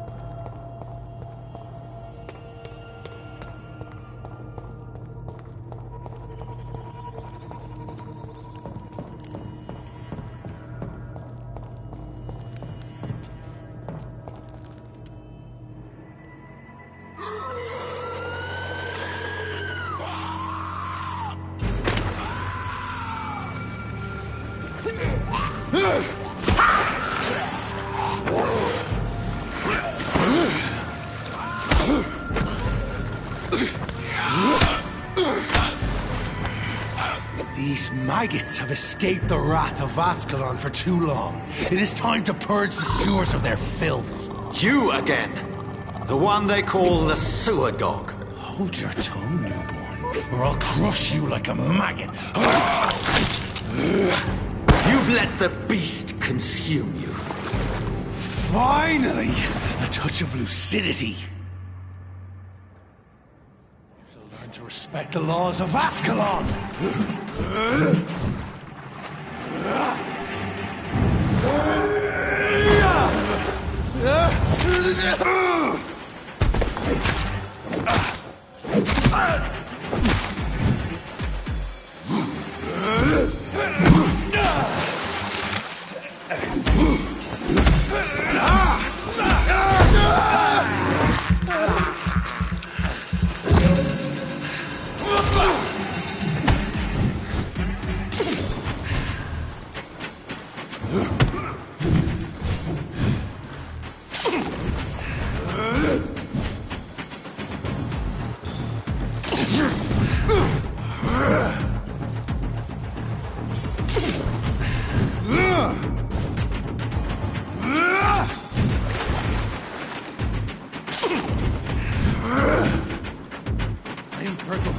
The hand that crushes all!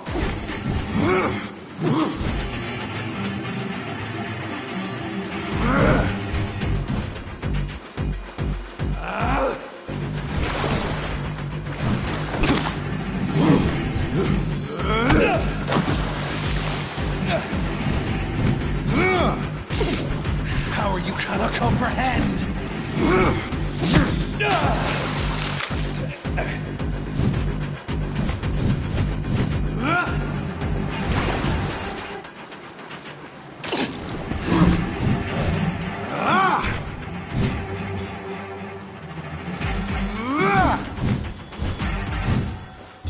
Dare challenge the dictates of Ascalon?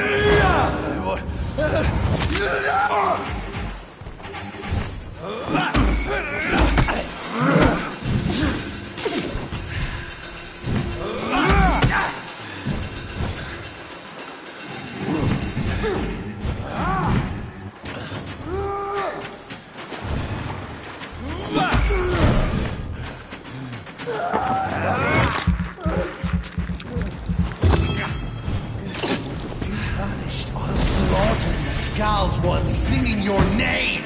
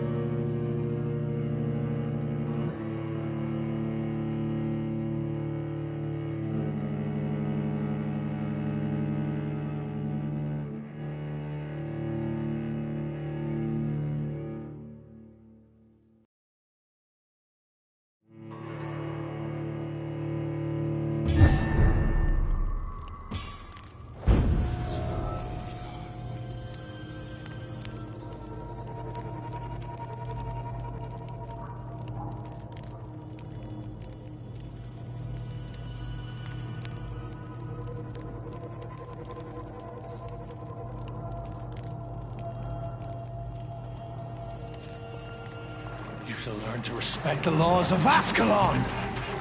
You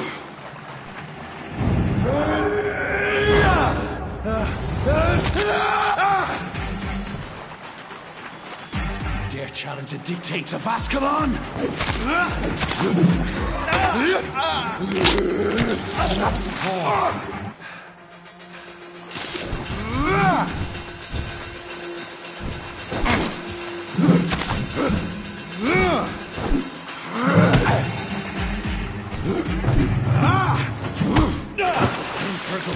The hand that crushes all!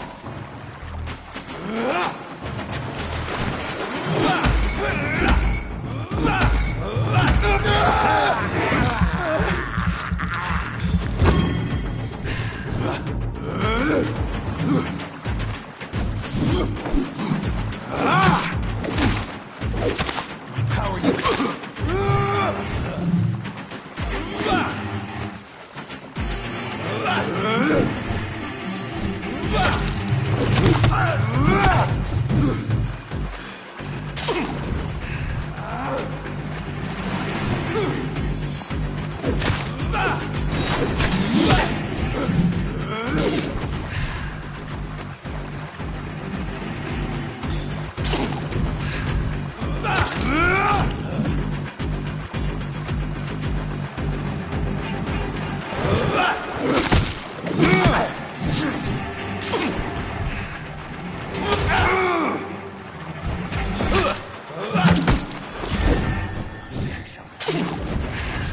Bones, newborn!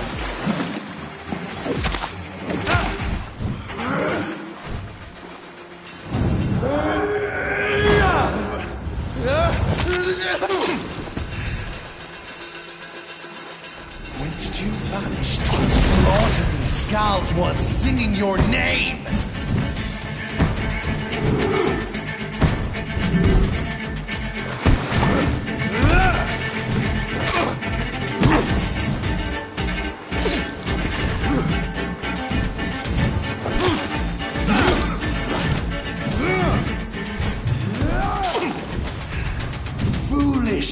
gone!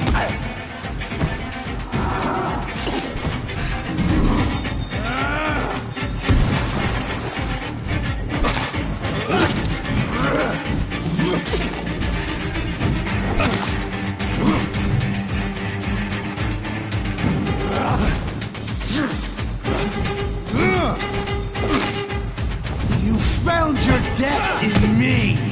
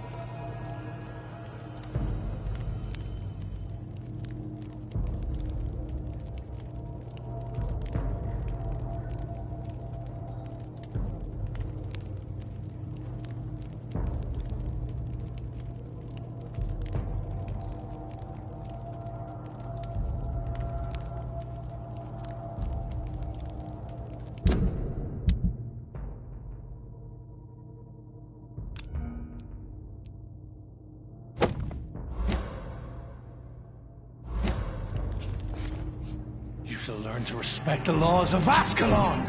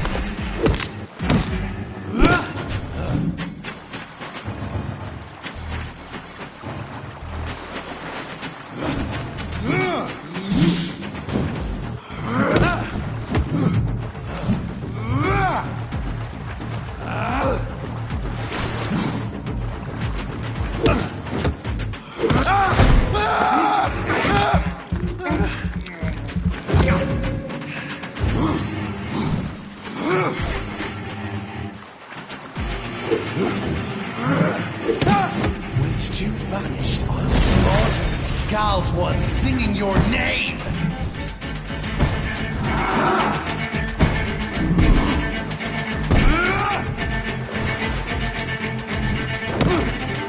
Dare challenge the dictates of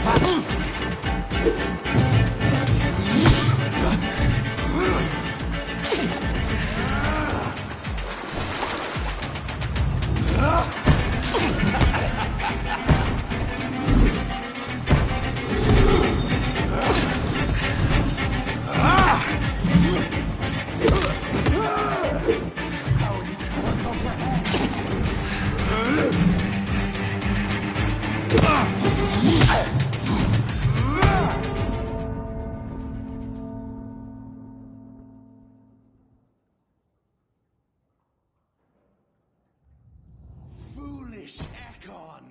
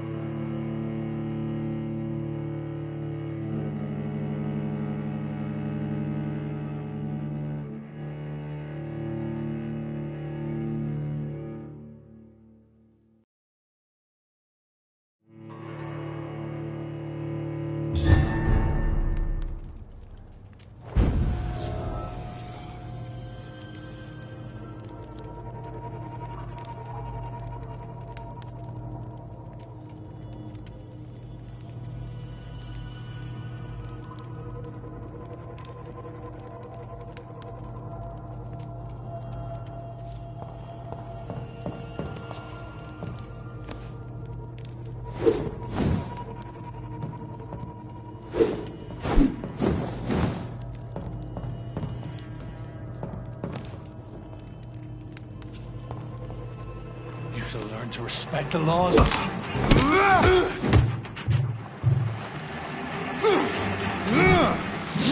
You dare challenge the dictates of Ascalon?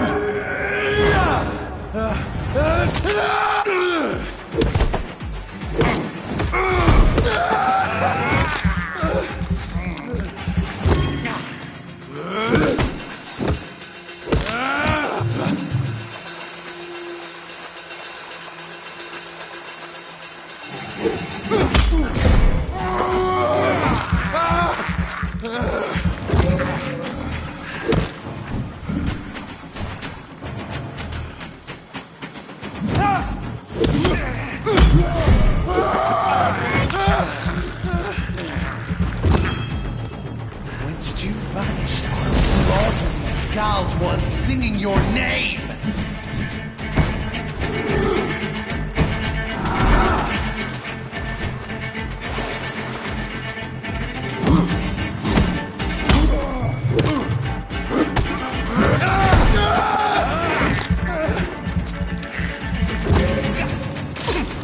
And thine shall be a fair skull to adorn my mantle! Neck shall snap like a hare's brittle bones, newborn!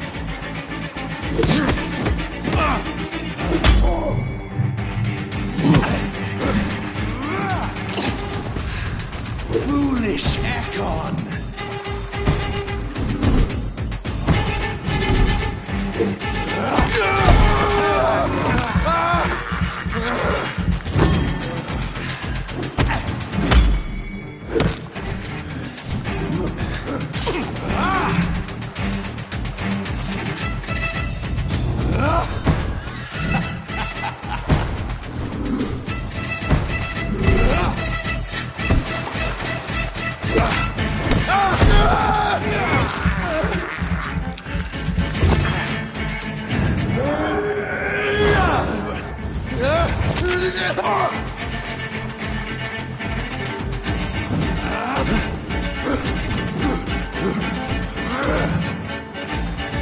Slow as a snail!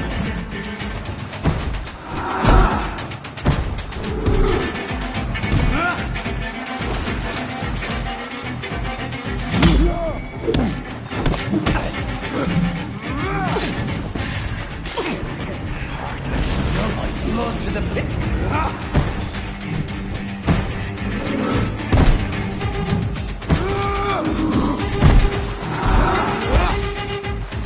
Return to your apothecary needles. I shall crush.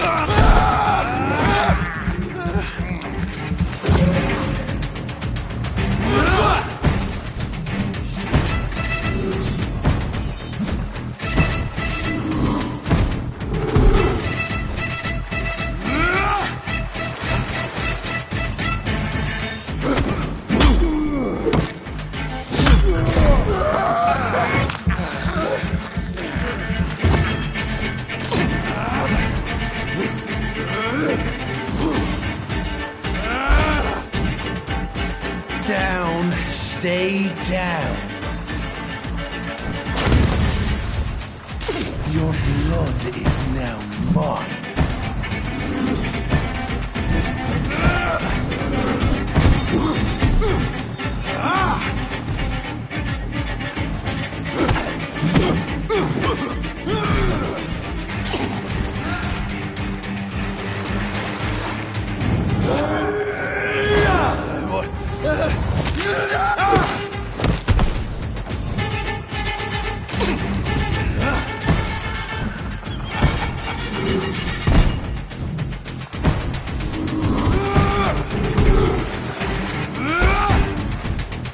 Down, stay down. Return to your apothecary. Foolish Ekon!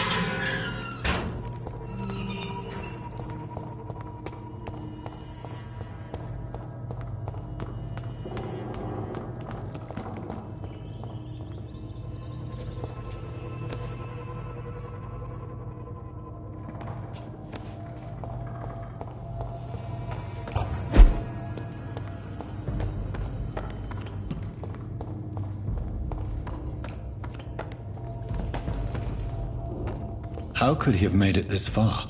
There's blood everywhere.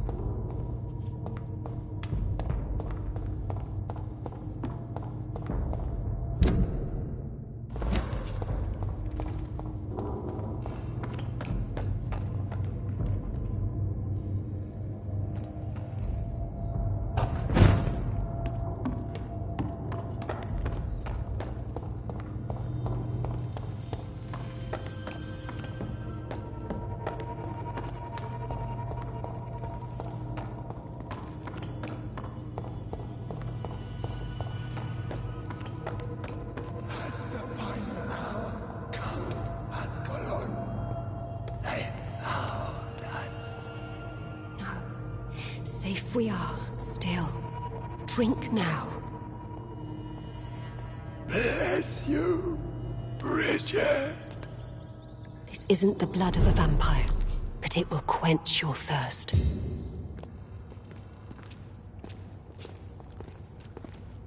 This is our domain, not yours. You've been warned. Wait, I saved you from this creature. That must count for something. Thank you. Now go. Go back to the streets and houses. There is no love lost between us, vampire. But thank you.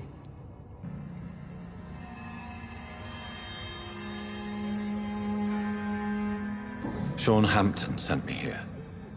I believe he wanted me to find you. Who are you? If you must know, they call me Old Bridget, and this shelter is where we live. I'm Jonathan Reed. I'm a newborn Ekon. I'm afraid I'm not sure what's going on. I shall not bend a knee, young Ekon, but I sense your pain. Ask, and I will afford you my attention. Why was that creature after you? Fergal is the blunt instrument of the Ascalon Club. His masters would see us dead or turned into slaves if they had their way.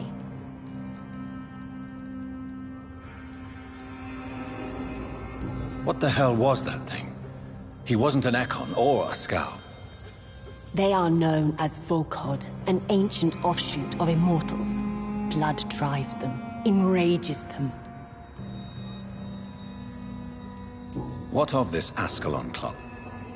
Vampire society's elite in the Empire. They make the rules and enforce their judgment upon us whom they see as lessers.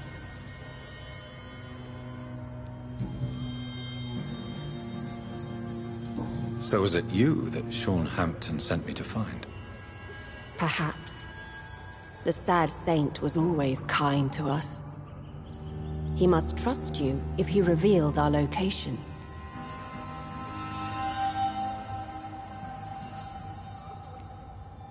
Sean is a Skal. All those I've encountered have been violent, crazed creatures. How can he be any different? Maybe because he is the sad saint. Or perhaps because I am Old Bridget of the Sewer Skulls. Sean killed a patient of mine. And that's just one of the murders he's being hunted for. If you refer to Harriet, she is now among us and under our protection. Harriet Jones is alive. That's it.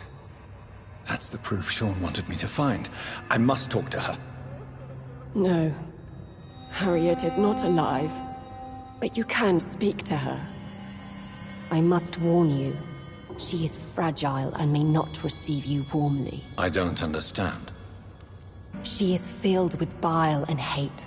Her mind is sharp as a tack, but her body is so weak. I've never seen its like before. She is resting in a room on the far right of this hideout. Thank you. I will bear that in mind.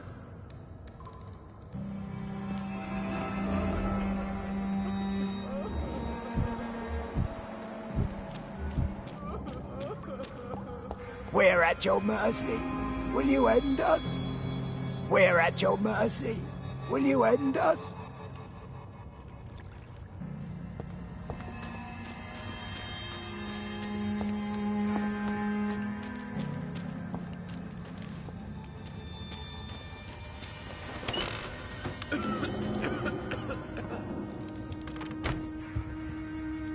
Hello, Harriet. Do you recognize me? Yes, you were from the Pembroke Hospital. The young doctor. So full of secrets. I've so many questions I need to ask you, Harriet. If you would. I love questions. As for the answers, you may not like them.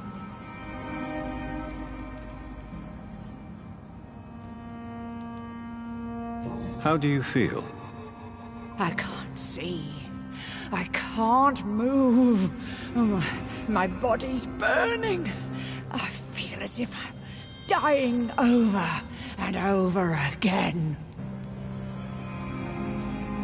Does the pain ever stop? It is not pain I feel. It's like I can't stop feeling every inch of my body.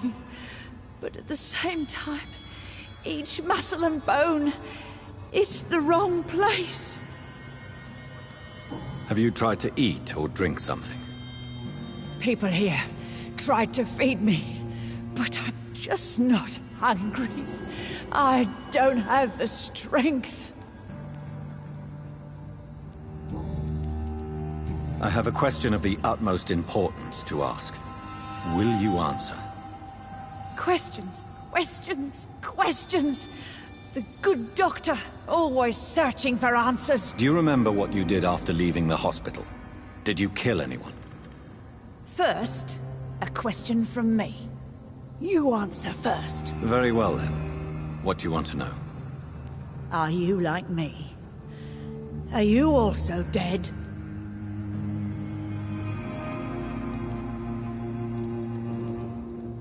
We are not dead, Harriet.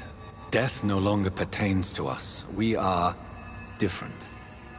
I like what I am. I truly do. I relish the pain that courses through me. I know you fled the hospital with Sean Hampton.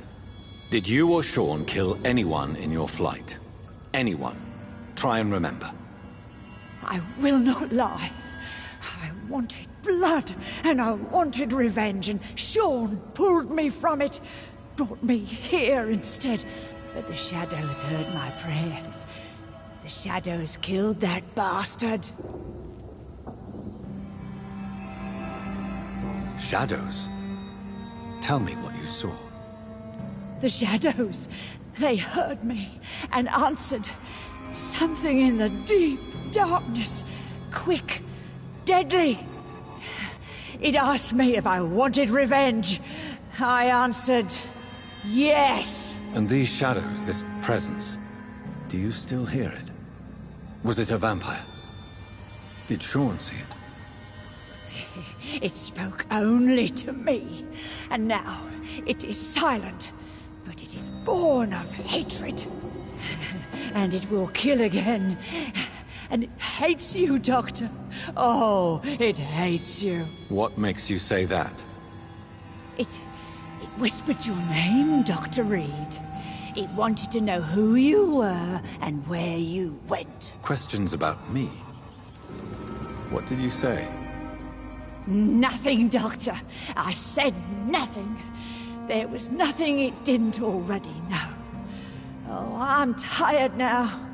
Let me rest.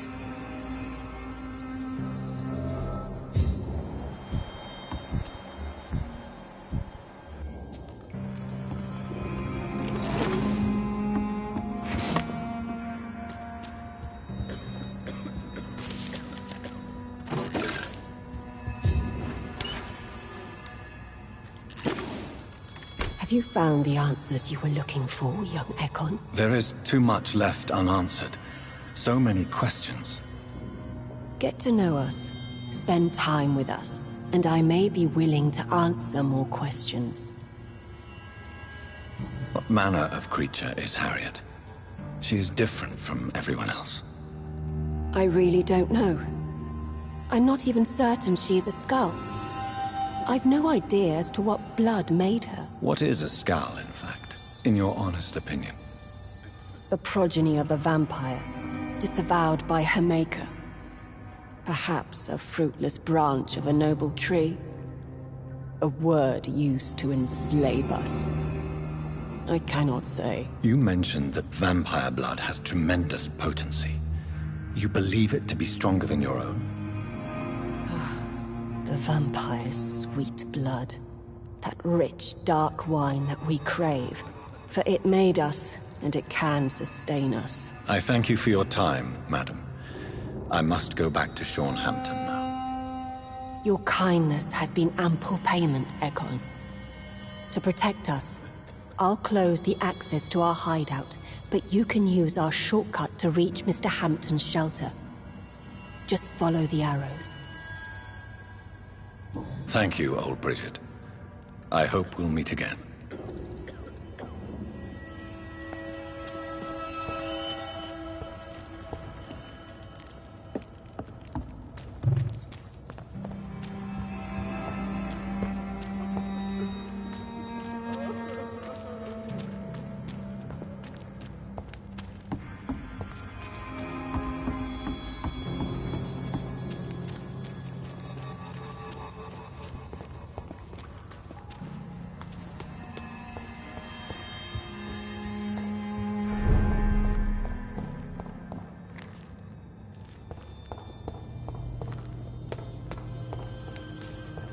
I cannot enter.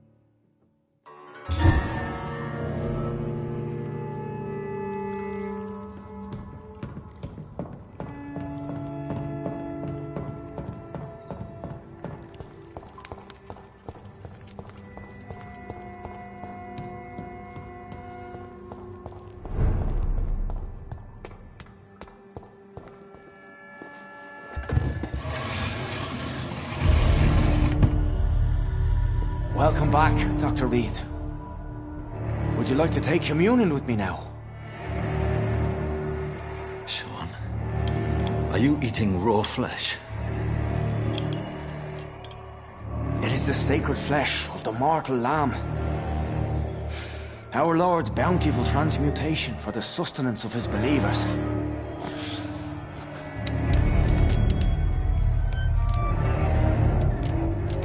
Thank you, Lord. I am your most humble servant.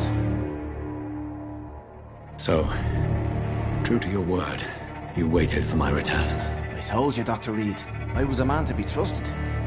Did you have words with the poor Harriet?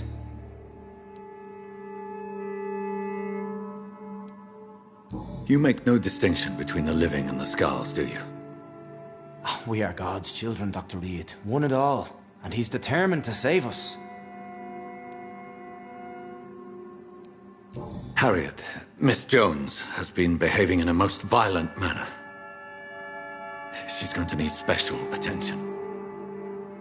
That's precisely the reason I brought her here. To meet old Bridget. She's the guide Harriet requires.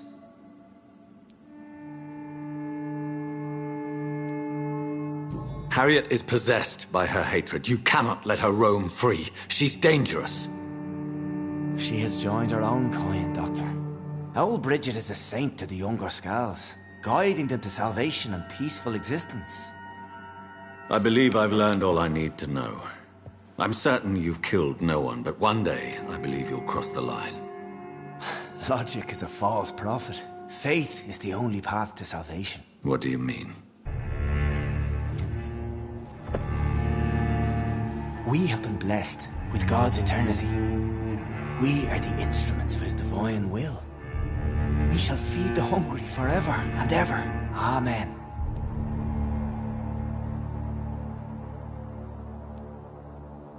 I will strive to emulate your merciful nature, Sean, but it's a difficult pledge to make.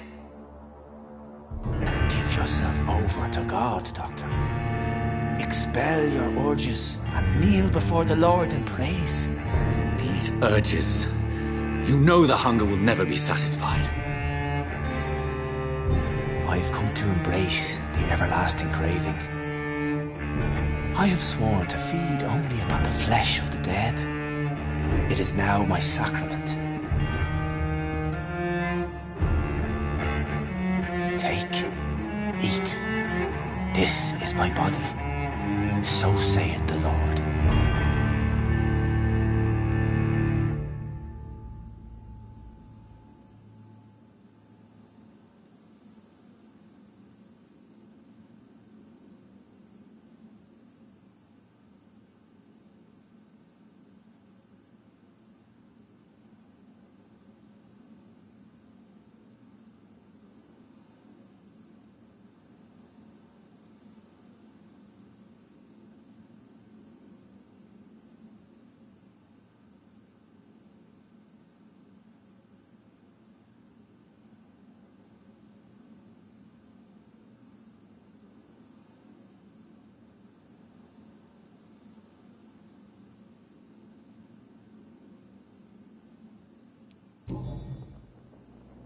I really would like to believe your fairy tale.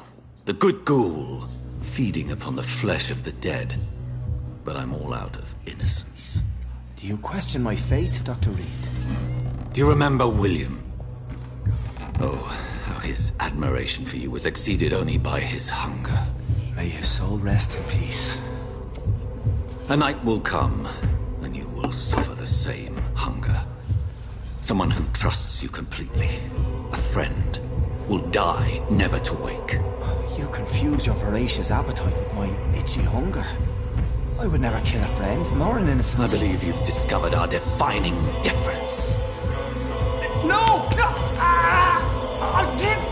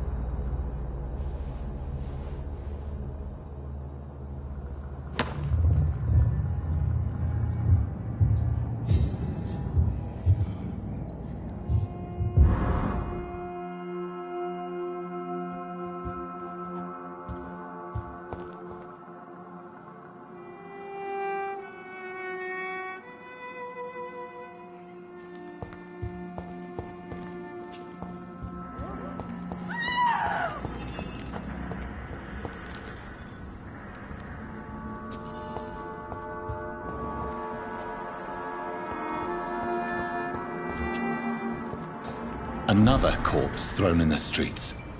Someone's playing a very sick game. Good evening, sir. Have you witnessed any suspicious activity or strange events recently? And what do you define as a strange event? More to the point, who are you? My name is Ichabod Throgmorton, vampire hunter extraordinaire and warden of the East End. A vampire hunter? Really? I know what you're thinking. I'm just another lunatic howling at the moon, but I'm not.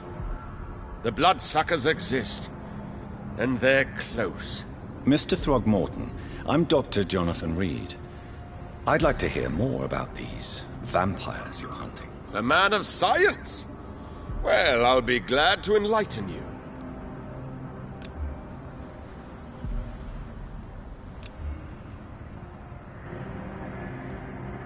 Did you see what happened to him? Actually, yes. He was thrown from the roof like a vulgar log.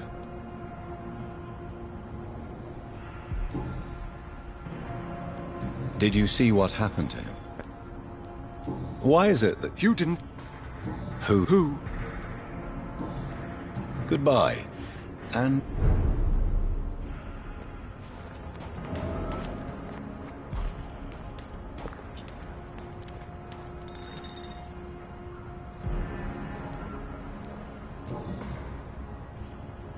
I know this brooch. This is my mother's. A birthday gift from father.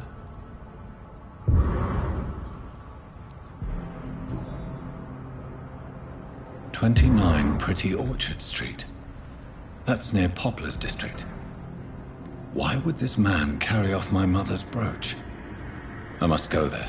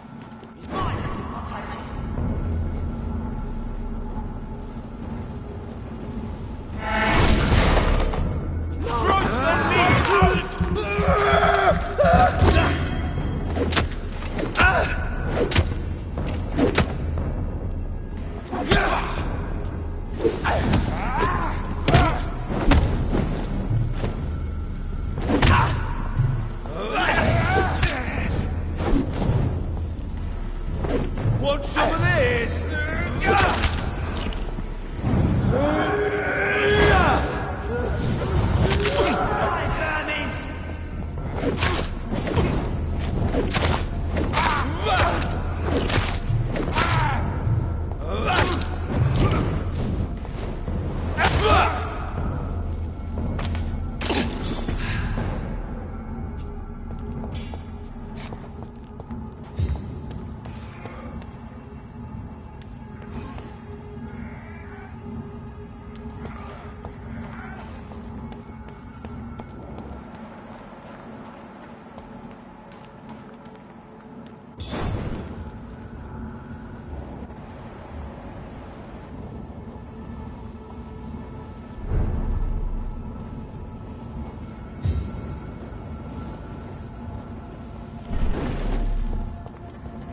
"29 Pretty Orchard Street. This is it. What's in there for me?" There's been a fight here.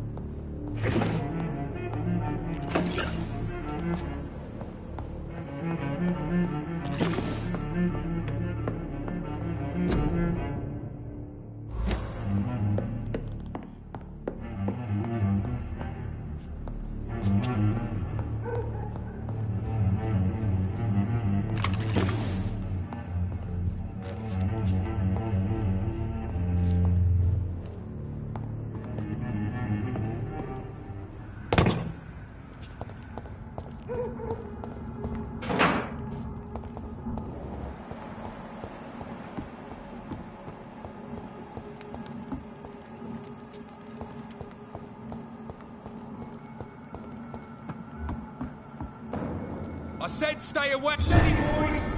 We've got one of them here.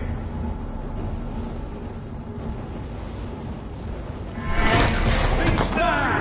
Watch out, boys!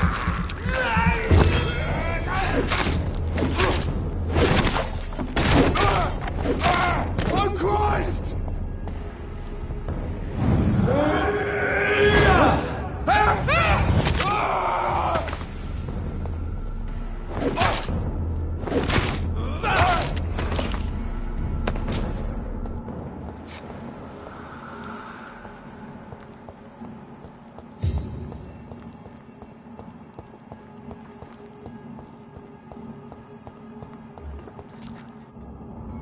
Dragged the poor wench across all these streets to let her expire and be found here. You're surprising.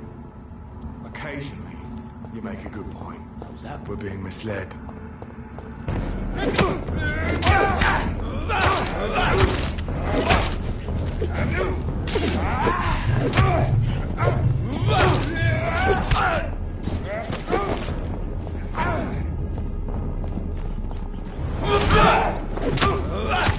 Cannot be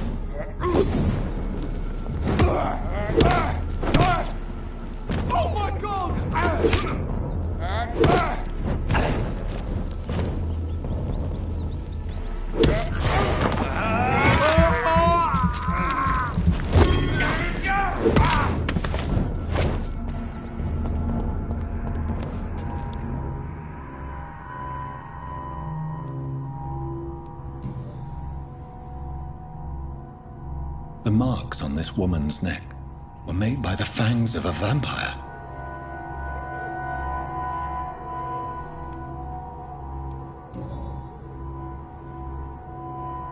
Only a golden watch in her pockets.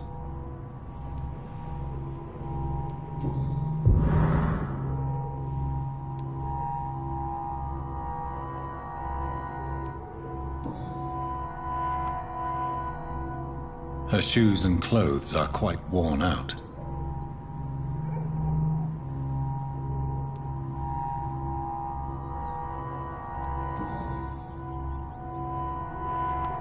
This is the very flower my mother tossed on Mary's coffin. Someone is targeting my family.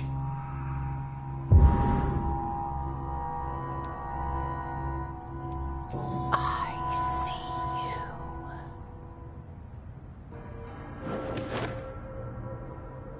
Right then. It's a sick game. But given no choice in the matter, I might as well win it.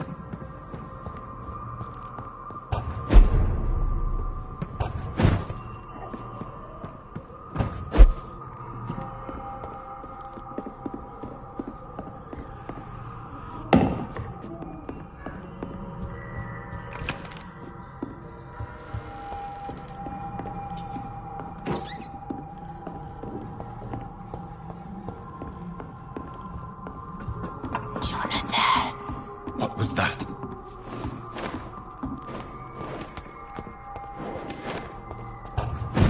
I won't let you escape. You're very fast, but I'll catch you.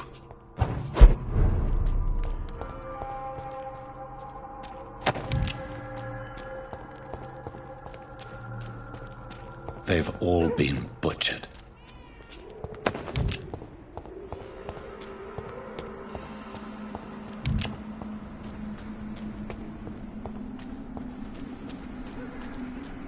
I can still sense a presence.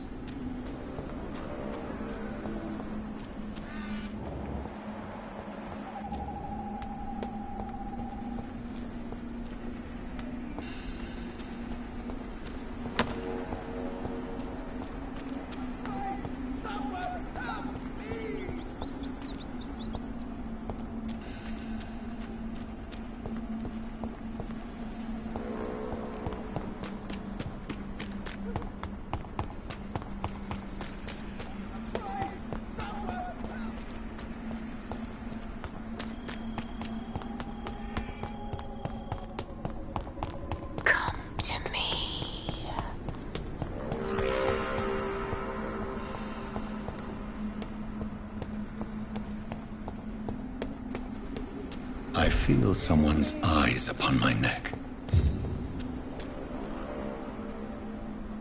You! What have you done? Vicar Larrabee, what happened? Demon! Hell scourge! Son of perdition! Vicar! Jonathan is no demon. He's just a loving son, returned from the dead. Like your Christ, Vicar. Mary, it has been you all along. Oh, it's me, all right, precious brother. Why did you lure me here? I'm gathering the family. For a final reunion. All smiling, all dead. Thanks to the good Dr. Reed. Mary. Mother? Say hello to your son. Hello, Jonathan. Mother, What do we have here, Mother? The prodigal son has lost his tongue. Our Jonathan always had the first and last word at dinner. The entertainer, the star of our show. Mary, let me explain. Shut up. It's my turn to do the talking. I have this nasty hole in my chest, Johnny. It needs to breathe. Right then.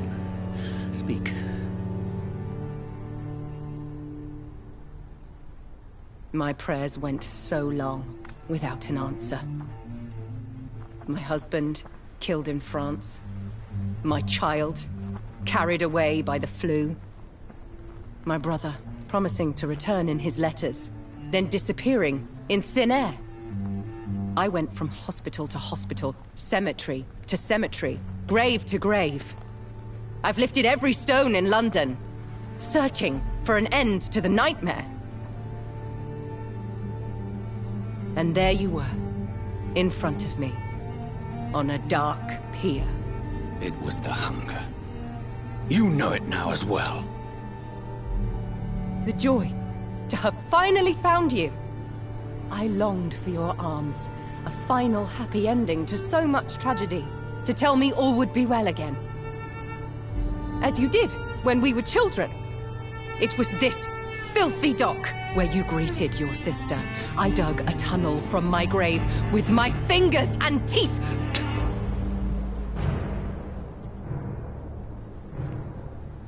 Mary, I had taken your life before I realized it was you. I tried to kill myself. But you failed in your attempt. We cannot die, can we? We are a plague. I've watched you, Jonathan. You pull the strings and sever them. I've done what I had to do. I did not choose this fate. But I will have my answers. Ugh. There are no answers, Doctor. There's nothing left but pain and lies and treachery. Mary, wait! Time to go, Mother. Give my regards to my son. No! No! No!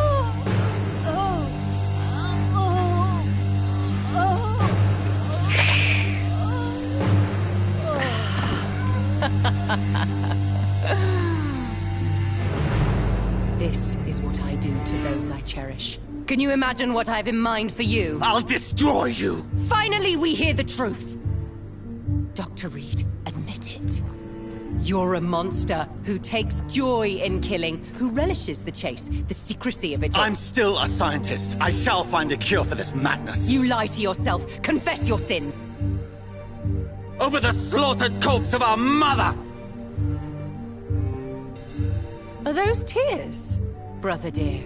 Your heart still bleeds with emotion. My dead heart has dried. You are mad. Oh, so that's what I am, Doctor. Mad? I was beginning to wonder. I've been hearing voices, one in particular. That of my dead brother. This is the reason I must kill you. Not for your betrayal. Not for our poisonous kiss. Not even for the lies you tell yourself.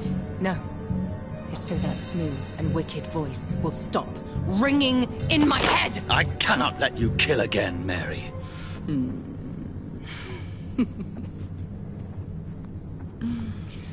Time to die, brother. And this time for good! Assassin!